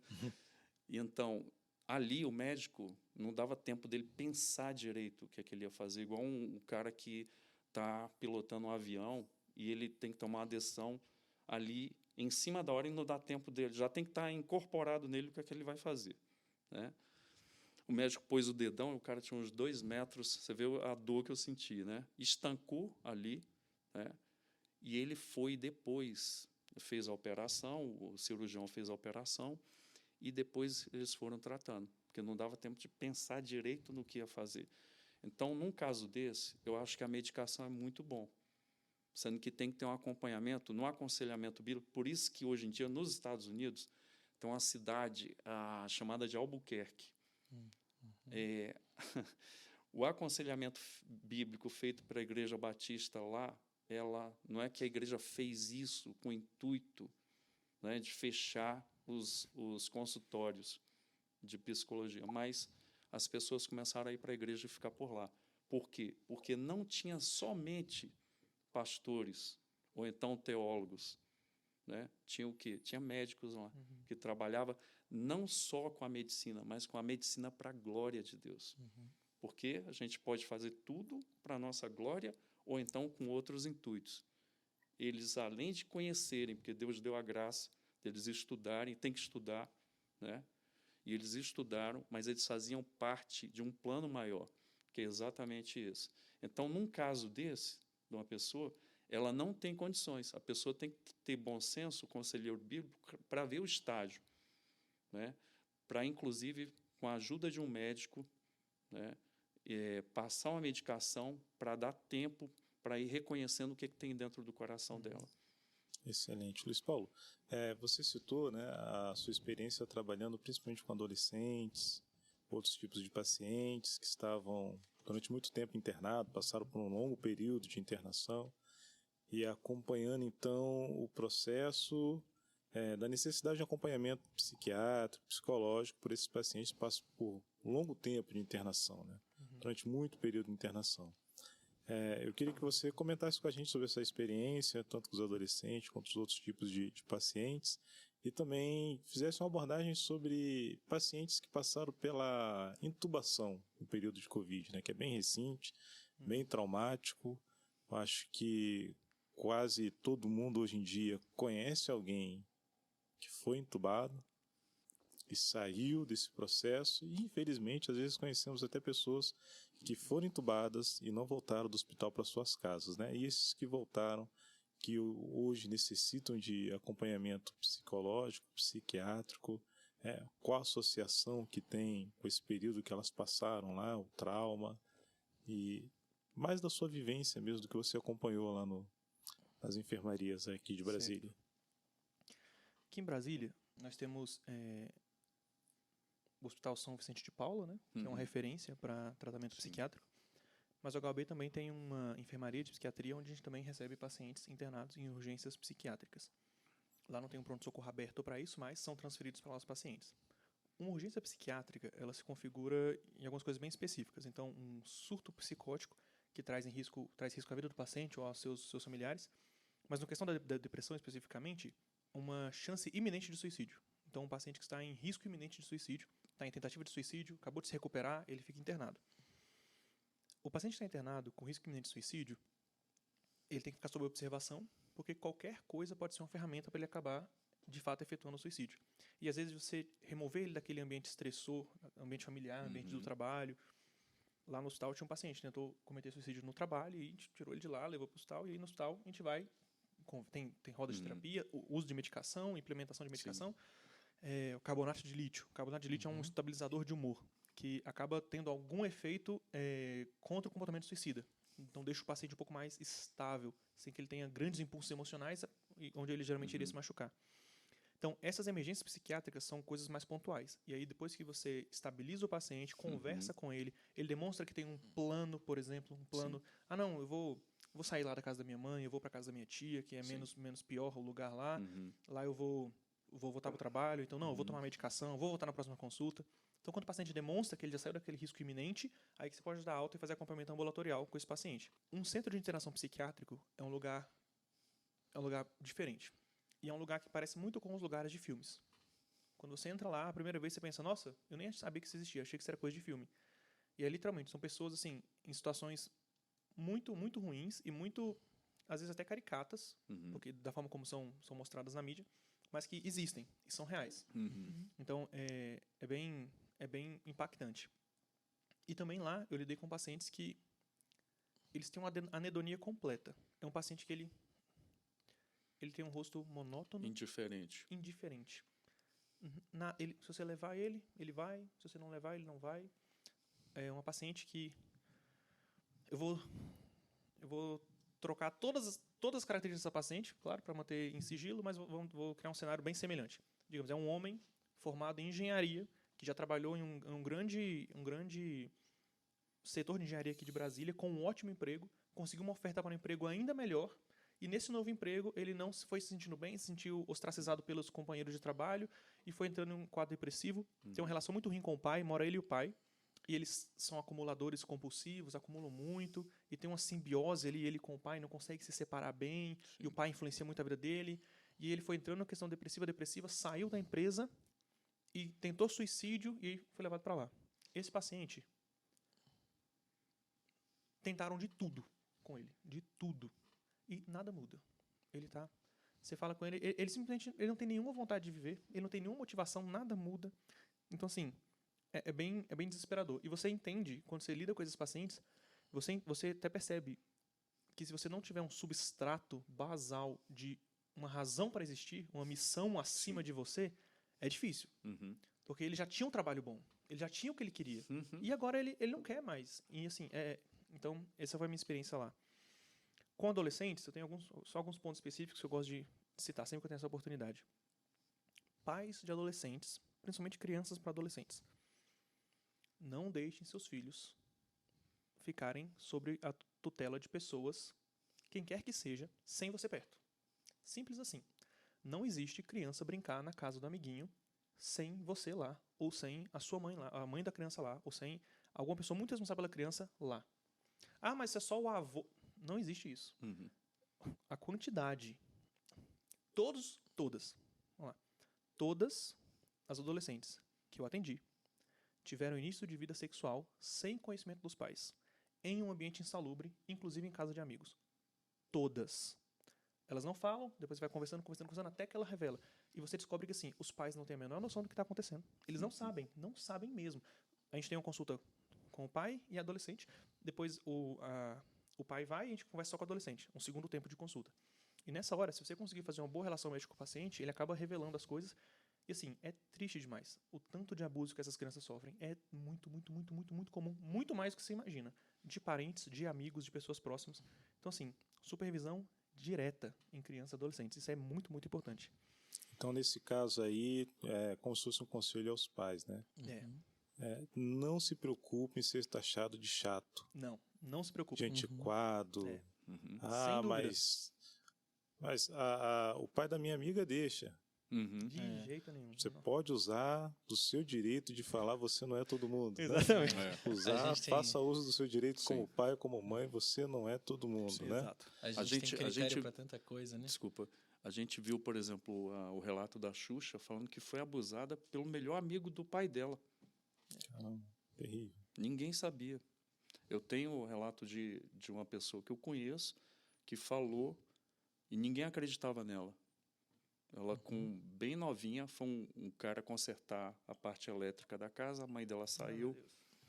Adivinha, hoje ela tem 2 filhas, já são, acho que, casadas, mas ela nunca deixou as filhas sozinhas. Por quê? Ela foi abusada por esse cara, ela criança foi abusada por esse cara e a mãe não acreditava nela. Ah, meu Deus. Que coisa horrível. E a mãe não acreditava. Caramba. É. Forte demais. É pessoa inteligente, estudada, uma boa família, mas carrega isso até hoje. E situações traumáticas predispõem desenvolvimento de depressão.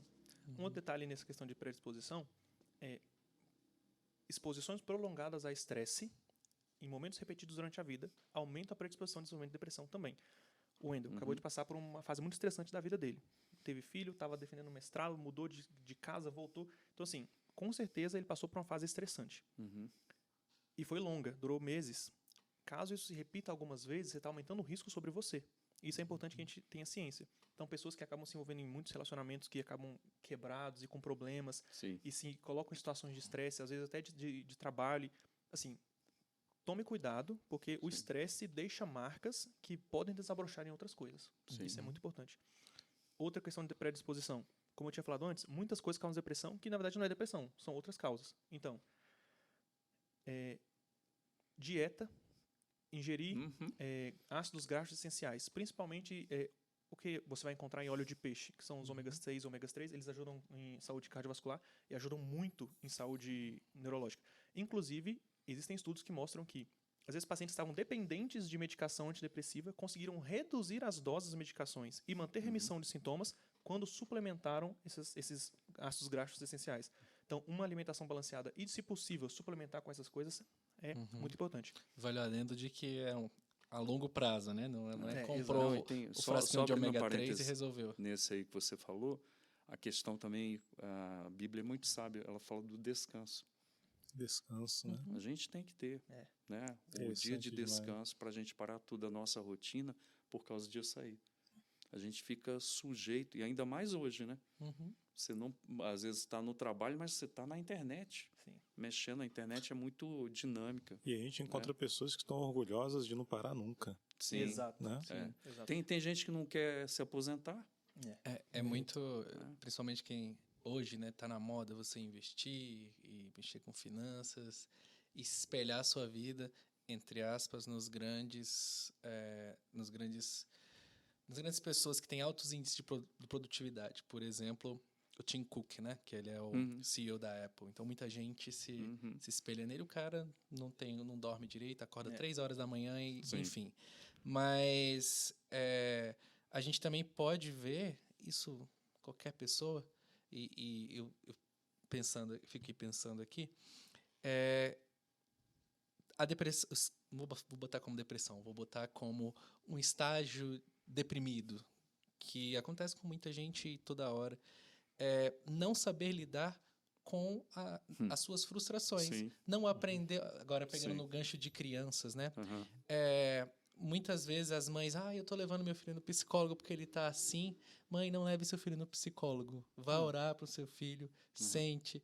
Porque, assim, é muito triste, né? O pastor Sim. Elias falou sobre essa questão da terapia, como é colocado agora, já que nós estamos na Igreja Batista no mundo, né? Uhum. É colocado o homem como centro Aham. e é muito diferente o aconselhamento bíblico, até sua eficácia. Sim. Então, a gente só paga a hora, né? E, assim, a gente tem que ter critério para muita coisa, principalmente para nossas vidas, para as vidas dos nossos filhos, para até que a gente não desencadeie mesmo um quadro de depressão, né? Sim. Falar nisso, hoje o Davi estava atrapalhando o culto. Estava agitado, né, Davi? Estava agitado. Eu quero Você fez voltar. duas perguntas, Quero- né? esse Você só irmão. respondeu uma, eu acho. Qual era a outra? Isso, acho que esse você nem irmão. concluiu, né? Que você já puxou um outro ponto. Dentro desse mesmo contexto, né, que você estava ali no concluir a questão da alimentação, né, do ômega 3, acho que você tinha alguma coisa ainda a falar, né, Sim. nesse sentido. E aí eu queria que você também já desse uma pincelada sobre a questão da atividade física, né? Sim. Porque lá na questão da medicação, você falou da dopamina, e às vezes a prática de exercício físico, ela agrega dopamina para o corpo e gera um bem-estar. Certo. Então. O que a gente tem estudos sobre isso? A gente tem estudos comparando também o uso de medicação e atividade física, onde em vez do placebo você coloca atividade física. E os resultados são semelhantes entre os dois. Então você pode dizer que, inclusive, a prática regular de atividade física tem tanto efeito no controle de sintomas depressivos do que o uso de medicação. Então, assim... Uso de medicação Isso, uso de mesmo? medicação propriamente dita. Propriamente dita. Então, como isso funciona? Como eu tinha falado, a gente tem principalmente 3 neurotransmissores que afetam isso aí, né? A dopamina, norepinefrina e serotonina. São 3 substâncias lá no cérebro. A dopamina e a serotonina, inclusive a noradrenalina também, eles são secretados em estados de estresse físico, mas estresse físico propriamente dito, né? Atividade física que cause, tanto seja musculação ou anaeróbico, né? Quanto aeróbico, corrida e tal. Quando você faz uma atividade física que realmente te extenua, principalmente, você tem liberação de endorfinas, né, como a serotonina, que inclusive é o objetivo da medicação, né, aumentar a quantidade dessa substância no seu cérebro. Sim. E a atividade física faz isso naturalmente, assim como a dopamina e assim como a norepinefrina. A mesma coisa, por exemplo, banhos gelados. Quando você entra debaixo do chuveiro e você tem aquela resposta e seu corpo fica rígido, água gelada. Aquilo é uma descarga noradrenérgica. Você tem uma descarga de noradrenalina no seu corpo, que também é um dos objetivos de uso de medicação. Então, existem coisas que você pode, de fato, fazer para aumentar essa substância no seu cérebro que vão ter, literalmente, a mesma função que teria o uso da medicação. Tem mais uma também. O quê? Muitas vezes também o quadro de tristeza, você brinca, né? Vai lá pegar um sol que você melhora, e isso é verdade. Vitamina D, né? Que o pessoal comenta A vitamina D está ligada diretamente à questão da serotonina. Sim, isso. Então, assim, a prática regular de atividade física é essencial.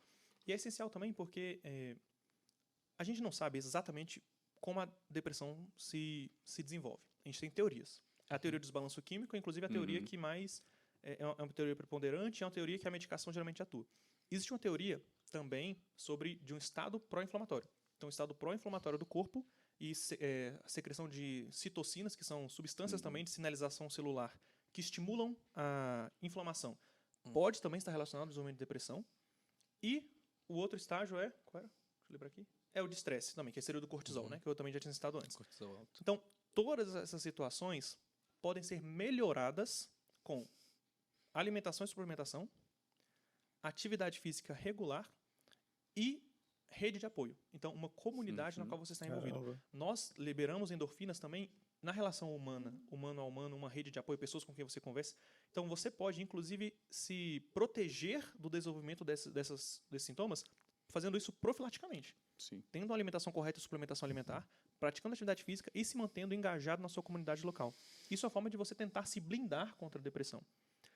Porque nós sabemos também que a depressão ela tem alguns componentes genéticos. Então, existem pessoas que têm uma predisposição maior. Por exemplo, gêmeos homozigóticos. Gêmeos homozigóticos têm carga genética igual. Então, literalmente, eles têm o mesmo DNA. Claro, existe uma variação de epigenética, que é uma coisa externa, mais recente, que a gente está estudando, mas o código genético é o mesmo.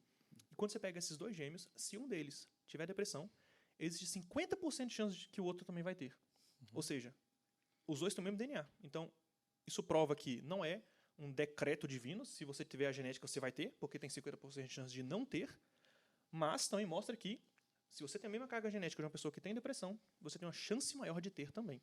Então, fazer essas coisas profilaticamente, como eu já citei essas três, e evitar, por exemplo, períodos prolongados de estresse, tirando o seu descanso adequado, gente, isso é uma forma de você se blindar contra isso. Blindar o desenvolvimento na depressão. É só para um termo que ele falou da epigenética ali, epigenética está relacionado com os efeitos, enfim, que o material genético vai sofrer pelo meio externo. Então, até quando você vai fazer um teste se eles são irmãos, né? Eles vão ter o mesmo... O teste genético ele é diferente do que um teste, por exemplo, de paternidade normal. Mas... vamos para a última pergunta? Bom, já estamos chegando já aqui na nossa última pergunta, né? Conclusão. Que é a que todo mundo está... Isso. Fazer? Posso fazer. Quero fazer essa pergunta. Nós falamos bastante aqui sobre a depressão, vimos o prisma cristão, o prisma médico, observamos aqui, você tentou pincelar aqui, interessante, a questão de como que vem a depressão, né? De onde ela vem, como se fosse uma doença contagiosa, como se pega, né? Resfriado, pega assim, como que a pessoa adquire, por exemplo, uma gastrite, porque comeu determinados alimentos. Então você passou aqui brilhantemente para a gente o que pode ser. E agora a questão é a seguinte: a depressão tem cura? A pessoa vai ser curada da depressão? Como é que a gente decreta que a pessoa foi curada? Chegou no estágio assim, ó, ela está curada, essa pessoa foi curada da depressão. Foi curada da depressão. Nesse mesmo seminário que nós participamos ali com o Dr. Berg, né? Ele falava que havia uma espécie de frustração no meio acadêmico e também no meio médico dos médicos especialistas em psiquiatria. A dificuldade de você dar alta para um paciente, né? Da depressão, como é que a gente fala assim para a pessoa? Você está curada. Como que o psiquiatra, como que o psicólogo chega nesse nível de falar, você está curado? Eu queria saber como foi a experiência do senhor, mas eu vou falar. A minha experiência, por exemplo, a gente começou a falar aqui daquele estado de tristeza profunda, de falta de libido pelas tarefas que você gosta de fazer, de estar perto de pessoas que você gosta de estar, né? E você não tem nada disso agora, quando você entra na caverna depressional, né? Então, para mim, assim, muito claramente, começou a vir o quê? Desejo de pregar, desejo de estar junto das pessoas, desejo de ensino, pesquisar, né, que eu gosto muito. Então, tudo isso foi voltando. E quando é que voltou? Quando eu parei de tomar o Rivotril. E foi voltando, foi voltando. Então, no meu caso, foram duas causas da depressão, que para mim é muito claro hoje. Primeiro, o quê? Essa medicação, que ajudou a atrapalhar, né? Porque passou do tempo, e a outro pecado. Por quê? Porque eu queria fugir da vida pastoral. Isso ficou muito claro para mim. Aí eu fiz milhões de vezes, surgiu até a possibilidade de fazer doutorado no Canadá, em 3 lugares. Armei tudo, aí Deus, porque Ele não queria isso. Né? Porque eu estava querendo o quê? Eu não queria ter problema para mim, né? Sofrimento. Né? Porque a vida pastoral traz sofrimento. Né? Então, para mim, foi isso aí. Então, quando é que eu me senti curado? Muito simples. Deu vontade de fazer tudo que eu gosto de fazer. Então, isso é uma coisa importante. Agora, uma coisa que a gente tem que levar em conta, o ser humano nunca vai estar curado nessa vida. Isso é. Né? Então, assim, aí você vai na questão da probabilidade. O cara tem, igual você estava falando aí, tem uma porcentagem maior se tiver um grau de estresse, mas o cara tem um grau de estresse, pode ser 1%, ele pode entrar ali no momento de declínio e de vida decadente, né? Então, para mim, foi muito claro isso. Então, sempre eu vou ter que estar o quê? Ligado. Tomar ômega 3, não sei o quê. Espiritualmente é o quê? Não dá espaço para viver uma vida carreira solo. É por isso que a igreja é maravilhosa, né? Porque você é médico, o Helder é militar, né? O Wendel, eu não sei mais nem o que ele é, tanta coisa que ele é. Mas, assim, cada um aqui, na sua especificidade, por exemplo, tem gente que é mais velho do que a gente, né? Agora eu fui promovido a avô, mas tem gente aqui que já é avô há muito tempo. Tem gente que é mais nova, mas sabe coisas que eu não sei. Isso. A gente vai pegando e a gente vai tendo essa cumplicidade boa também dos relacionamentos. Então, para mim, foi muito claro isso. Voltar a ter vontade de viver seria a esperança. O que o senhor está descrevendo parece o fim da anedonia, né? O Sim. fim das coisas que Aham. não lhe davam prazer, deixaram de dar prazer, voltaram a dar prazer. Então, o Sim. senhor teve realmente uma remissão dos sintomas, né? Sim. Como eu falei, a gente tem critérios lá no DSM, né? Então, em tese, quando o paciente para de cumprir critérios, ele está em remissão. Teve um estudo, se não me engano, realizado na Inglaterra, todavia, que demonstrou que pacientes que conseguiram melhoras com o uso da medicação, depois de, se não me engano, foram 4 ou 5 anos, quando removeu a medicação, uma parte importante deles voltou a ter sintomas. Eu vi esse estudo Sim. antes de vir para cá. Chega cerca de 80%. Isso. 20% conseguiu remissão. Exato. Então tem isso também. Caramba. Tem isso de que... A gente pode repetir, doutor Luiz Paulo? Quantos por cento dos pacientes eu voltaram ainda a tenho ter? até o dado mais acurado do que eu, porque faz muito tempo que eu vi esse estudo. Foram 20% dos pacientes, eles conseguiram manter o período maior do que 6 anos, né? Uma coisa assim. Algo assim, maior sem do que- sintomas. Né? Sem os sintomas. Após a retirada Mas da medida. 80% tiveram Os outros novos sintomas. 80% 80%. tiveram, na verdade, não estavam mais Sim. em remissão, né? Muito similar, por exemplo, ao câncer, né? A pessoa Sim. entra em remissão, mas ela vai ter que estar vigilante a vida Sim, inteira, isso. porque Sim. a qualquer momento pode voltar. E a gente já viu Sim. casos de pessoas que voltam e Sim, e o que ele falou aqui, por exemplo, tem dados do aconselhamento bíblico que os conselheiros, juntamente com a equipe de médicos, eles decidiram continuar com a medicação. Por quê? Porque a pessoa parou de tomar e não teve o quê? A remissão dos sintomas, dos problemas que ela estava passando. Então, foi decidido aqui, é melhor continuar tomando essa medicação. E a pessoa toma medicação. Por exemplo, tem uma pessoa conhecida que ela tem falta de lítio no cérebro. Se ela não tomar, já teve gente que eu vi que a pessoa se transtornou, por quê? Eu vou parar de tomar o remédio. Nossa, Né? Não tem aquela acontece. coisa? Eu vou parar aqui porque Deus vai me curar. Deus pode curar de várias formas, sendo que tem gente que ele não vai curar daquele jeito. A pessoa parou de tomar a medicação e a pessoa chegou na frente da igreja e tirou a roupa. surto psicótico. Uma pessoa, Caramba. uma mulher de Deus, e uma pessoa extremamente educada, tomando a medicação super normal, a pessoa tirou a roupa na frente da igreja.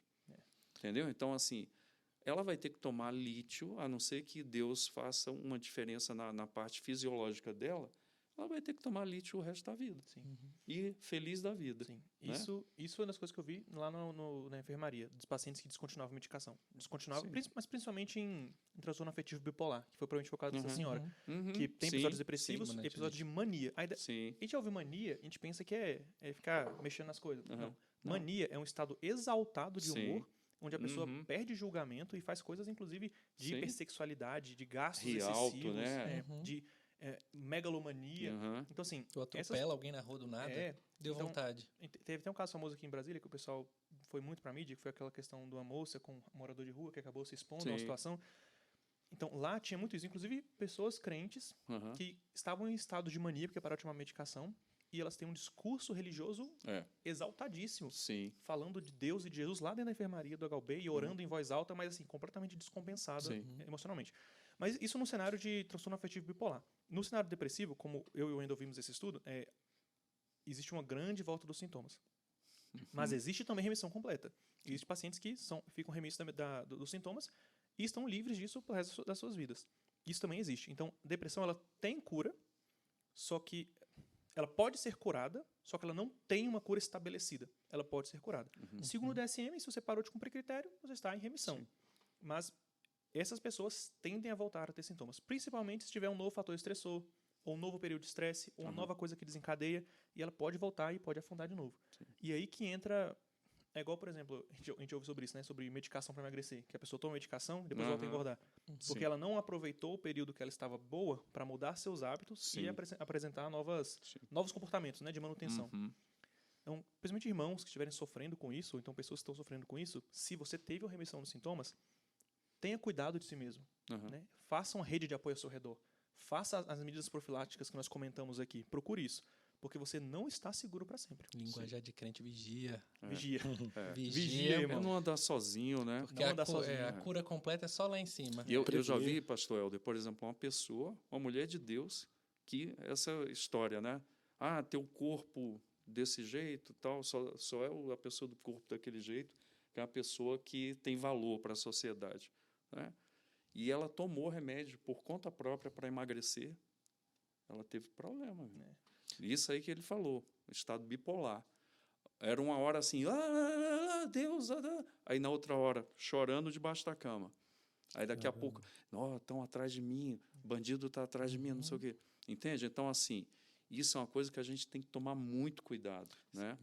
Por quê? Porque a pessoa, às vezes, vai... Eu não estou nem falando do remédio, porque o remédio já é prejudicial sem o acompanhamento de um especialista, né? De um médico. Mas tem o quê? A questão do pecado. Às vezes a pessoa quer ser uma coisa que ela não é, né? Então ela vai entrar em algumas coisas que podem ser muito danosas para ela. Por exemplo, medicação, excesso de academia, né? Excesso de alimentação, que às vezes vai trazer um problema seríssimo para o metabolismo dela, né? Tem isso também. E fora outras consequências, principalmente... desses medicamentos para emagrecer, hoje em dia, coisas absurdas, tipo antagonistas de insulina. Gente, isso pode curar vamos dizer, né? Vai curar sua depressão e vai deixar outros danos terríveis, tá? Então, não tome medicamento por conta própria para emagrecimento. Sim. Gente, metabolismo é energia. O seu corpo, se você, dependendo do nível de desregulação que aconteça, não tem volta. Exato. Então, assim... a gente tem que vigiar nisso também, sabe? Nesse sentido também que o pastor estava comentando sobre buscar acompanhamento, acho que é importante, para nós somos crentes, né? Entender que, nós acabamos falando de aconselhamento pastoral. E para o ímpio, que não tem, nem tem essa possibilidade. Então, eles acabam, por exemplo, fazendo terapia, usando medicação, e as pessoas que não têm Deus, elas procuram ressignificar coisas nas suas vidas para gerar aquele esperança mesmo, esperança, né? Esperança, exatamente. Ter esperança em alguma coisa, e funciona para algumas pessoas. Inclusive, terapia comprovadamente funciona. Às vezes eles trocam, né? Entrou na depressão por causa do emprego, troca, sei lá. Então, você vai ressignificando e tudo mais. Então, é possível encontrar esses significados temporários em qualquer outra coisa. É difícil, mas é possível. Nós, graças a Deus, nós temos um significado eterno, né? Nós temos uma missão, nós temos tudo pronto para a gente já. A gente só tem que conseguir internalizar isso, né? Para que isso gere racionalmente e emocionalmente o desejo de perseguir a missão que já nos foi dada, de cuidar da nossa família, de cuidar da nossa igreja. Mas, só voltando àquele outro ponto, muito importante, nós, como irmãos na fé, temos empatia e amor pelas pessoas que estão passando por situações. Porque as atrocidades que acontecem nos nossos círculos cristãos, de lidar com pessoas que estão em momentos de fragilidade, é absurdo. É horrível. Desrespeito. Muitas vezes, a maioria das vezes, assim, muitas vezes, né? O que a pessoa precisa mesmo é que você fique calado. É igual velório, não fala nada. Sim. E outra Só esteja coisa, lá. dentro daquilo que você me perguntou, por exemplo, uma coisa que eu estava lembrando, como é que eu sei que uma pessoa está assim prostrada, como é que eu vou aconselhar essa pessoa? Primeira coisa para o aconselhamento é o amor. Se você não tiver amor, que aí vem disso que você falou, da empatia e também da paciência. Então, o amor vai desenvolver a paciência, inclusive para dizer para aquela pessoa, você precisa fazer o dever de casa, você precisa tomar isso aqui, mas você está aberto, inclusive, para começar a caminhar com aquela pessoa de novo. Se não tiver amor, não vai ter, como diz o adolescente, não vai rolar. Entendeu? Não rola. Senão vai ser simplesmente uma consulta de psicólogo, né? Você vai lá, vamos ficar uma hora aí e vamos só conversar. Em outro detalhe, inclusive eu queria ter concluir. Como a gente estava comentando sobre a questão da ressignificância, é importante lembrar que, se você é cristão e você procurar atendimento ímpio, eles vão tentar também ressignificar algo para te dar um sentido. É importante lembrar disso também. Sim. Então, a terapia fora dos padrões cristãos. E até psiquiatras que não têm... Um parênteses aqui dentro. O ramo da psiquiatria é um ramo bastante liberal dentro da medicina.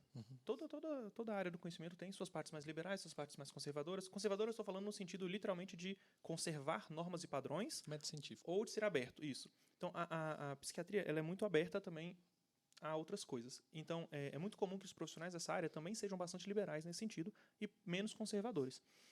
Até porque a área atrai pessoas mais liberais, inclusive de temperamento. Ok. Tendo dito isso, é importante que você saiba que, às vezes, você procurar o atendimento de uma pessoa que está fora do âmbito cristão, ela vai tentar ressignificar coisas do mundo para você. Sim. Então, assim, é importante você também ter isso em mente, que não é a mesma coisa de você procurar um profissional que tem uma base cristã e professa isso e entende isso, de você procurar qualquer profissional. Não é a mesma coisa. Assim como você procurar um aconselhamento bíblico ou qualquer terapeuta. Sim. Não é a mesma coisa. E para cristão é muito importante. Você não precisa ressignificar coisas do mundo para te dar sentido. Você já tem um sentido eterno. Então você só tem que procurar esse sentido eterno que você já tem. Né? Então procurar isso dentro da igreja, dentro com o seu pastor. Orientar. Tomar cuidado para você não ser engodado por vãs filosofias do mundo que você não precisa. Nós não precisamos. E esteja preparado para ouvir coisas que você não quer. Porque lá no psicólogo não vai ocorrer, não vai dar. Eles não vão fazer isso. Porque dentro do aconselhamento bíblico, você não é o centro. Diferente do outro local. Verdade, né? Sim. Muito bom. Eu quero passar aqui novamente, dar o destaque aqui do livro. Depressão superando através dos Salmos, Pastor Elias Guimarães. Inclusive, lá na Amazon, quando você colocar o nome dele, Elias Guimarães, você vai encontrar um outro livro sobre filosofia. Qual é o título do outro livro? O título mais extenso? É o Conceito de Vontade, em Agostinho, do livre-arbítrio à predestinação. Isso. A gente já está aqui indo para o final desse nosso episódio do podcast e eu já peço você, né? Dá uma curtida aí no nosso canal, passe a seguir o nosso canal, segue aí, compartilhe com a sua família, compartilhe com os amigos, compartilhe com outras igrejas, no ambiente cristão principalmente. Compartilhe o nosso canal que com certeza teremos outros episódios tão bons quanto esse, se não até melhores do que esse. Então, para finalizar aqui o nosso podcast de hoje, eu queria que tanto o Dr. Luiz Paulo quanto o pastor Elias Guimarães falasse diretamente com o público que nos assiste. Talvez você está passando por uma depressão, está nos assistindo hoje aqui, ou tenha alguém na família que está passando por depressão e você está se perguntando o que eu faço, como que eu posso ajudar essa pessoa, com vários questionamentos na sua mente. Então, eu queria deixar para vocês, já finalizando então o nosso podcast, uma mensagem bem direta para quem está nos assistindo. Se você está passando por uma situação como essa e você percebe isso nos seus familiares, a primeira coisa, como já comentamos aqui, tem amor, tem empatia, tenha calma. Nós sabemos que é difícil para a pessoa, mas também é difícil para a família. Lidar com uma pessoa que está com depressão é difícil para todo mundo envolvido. Não se feche para as terapias mesmo, já tradicionais, e elas podem ajudar, mas entenda que sem um tratamento da alma e das outras coisas, da mente, geralmente, às vezes, a medicação sozinha não vai ajudar. Algumas pessoas não melhoram mesmo com a medicação. Isso não é a nossa opinião. A ciência já comprovou isso. Algumas pessoas têm melhora, outras pessoas não têm melhora. Então, elas precisam de mais ajuda. Mas o seu papel como familiar é dar toda a ajuda possível. Se possível, leve ao psiquiatra, leve ao médico. Não deixe a pessoa sozinha se ela está em risco de se machucar. Não trate ameaças de lesão própria como formas de chamar atenção, como coisas levianas. Entenda que se essa pessoa de fato fizer algo, você vai se arrepender disso para sempre. Então, tente levar essas ameaças a sério, procure a ajuda, procure aconselhamento, procure ajuda profissional e você não precisa enfrentar isso sozinho. Procure a sua comunidade de fé, que se Deus quiser, se for uma comunidade bíblica, vai te ajudar, vai te dar o apoio. Eu queria lembrar aqui duas coisas importantes. Primeiro, que o Santo Agostinho fala nas suas Confissões, que eu acho que é um livro que todo mundo deve ler também. No iniciozinho, ele fazendo uma releitura, pensando na vida antes de Cristo e depois de Cristo. Ele fala uma coisa que eu poderia traduzir nisso, que o vazio no coração do homem é do tamanho de Deus. Então, por mais que você se cure da depressão, você possa ter o vazio no seu coração. Porque, como o Luiz Paulo falou, você está tentando ressignificar com coisas. aí o Wender falou também, né? Às vezes é uma festa, o cara vive de festa, né? Igual lá no Rio, né, Helder? Você que é de lá. O Carioca é próximo festeiro. carnaval Carioca é festeiro. é o quê? É o foco da minha vida. Aí os caras trabalham, tem gente que ganha grana com isso, tem gente que vai para se divertir, o cara fica o ano todinho, né? O outro é a profissão. Eu entrei uma vez num lugar, a pessoa falando assim, eu estou triste, estava chorando. Por quê? Não, estou me aposentando. Eu falei, passa para mim a aposentadoria. Mas por quê? Poxa, pega a sua experiência e vai usar em outra área, né, que não fosse o tribunal. Então, Santo Agostinho fala isso. O vazio no coração do homem é do tamanho de Deus. Ele passa o livro mostrando as experiências pregressas ao cristianismo, que ele tentou ressignificar a vida e não tinha. Por quê? O vazio no coração do homem é do tamanho de Deus. E a chave para isso é o Senhor. Aí o Senhor, agora a segunda coisa, dentro da palavra, que vai dizer o quê? Aquele que quer vir após mim, negue-se a si mesmo e siga-me. Por quê? Porque não é no coração do homem, ele próprio sentado, ou alguma coisa que ele põe para sentar. Quem tem que sentar no trono do coração é Deus. E como é que eu vou fazer isso? Eu tenho que deixar ele sentar. Então, eu tenho que ser o quê? Um seguidor do Senhor, e não um seguidor de mim mesmo ou de outra coisa. Então, essas duas coisas, né, vindo aqui ao encontro do que ele falou e tendo a direção a essas duas coisas. Não, você pode até curar a depressão, mas vai ter o quê? Uma vida vazia. Então, como é que eu vou preencher? Só Deus preenche. E como é que eu vou fazer? Indo para Cristo. E onde é que Cristo fala para vir? Para a igreja. Olha Né? aí, juntamos tudo, Então, né? é isso. Juntamos tudo. Então, muito obrigado você que acompanhou aqui esse nosso episódio, Permanecer Cast até o final. Mais uma vez, relembro você, curte aí, segue. Clica aí no sininho, acompanha aí os novos episódios do Permanecer Cast e não deixe de visitar lá na Amazon e fazer aquela pesquisa Elias Guimarães. Tenho certeza que assim como esse livro abençoou a minha vida, vai ser bênção também para você. Vai te dar um norte muito bom sobre esse tema depressão, superando através dos salmos. Até o próximo episódio. Muito Fique obrigado. com Deus. Deus os abençoe. abraço. Valeu. Amém. Muito obrigado. Quer se despedir do pessoal, Wendel? Muito obrigado pela tua companhia. Vai. Disponha. Comprem o livro, pessoal. Vamos ler o livro, realmente é bom. Esperamos que, assim, o olhar médico / cristão mesmo, médico cristão, possa ter sido colocado aqui para que a gente não fique ouvindo besteira, como a gente ouve do dia a dia, do que eu acho, do que meu vizinho disse, e que realmente, se você estiver passando por essa situação, nós possamos ser bênção para que você saia dessa situação. E muito obrigado, E doutor muito Luiz obrigado. Paulo, pastor Elias Guimarães. Muito obrigado por compartilhar o conhecimento e a experiência de vocês com a gente aqui. Até a próxima. Até a próxima.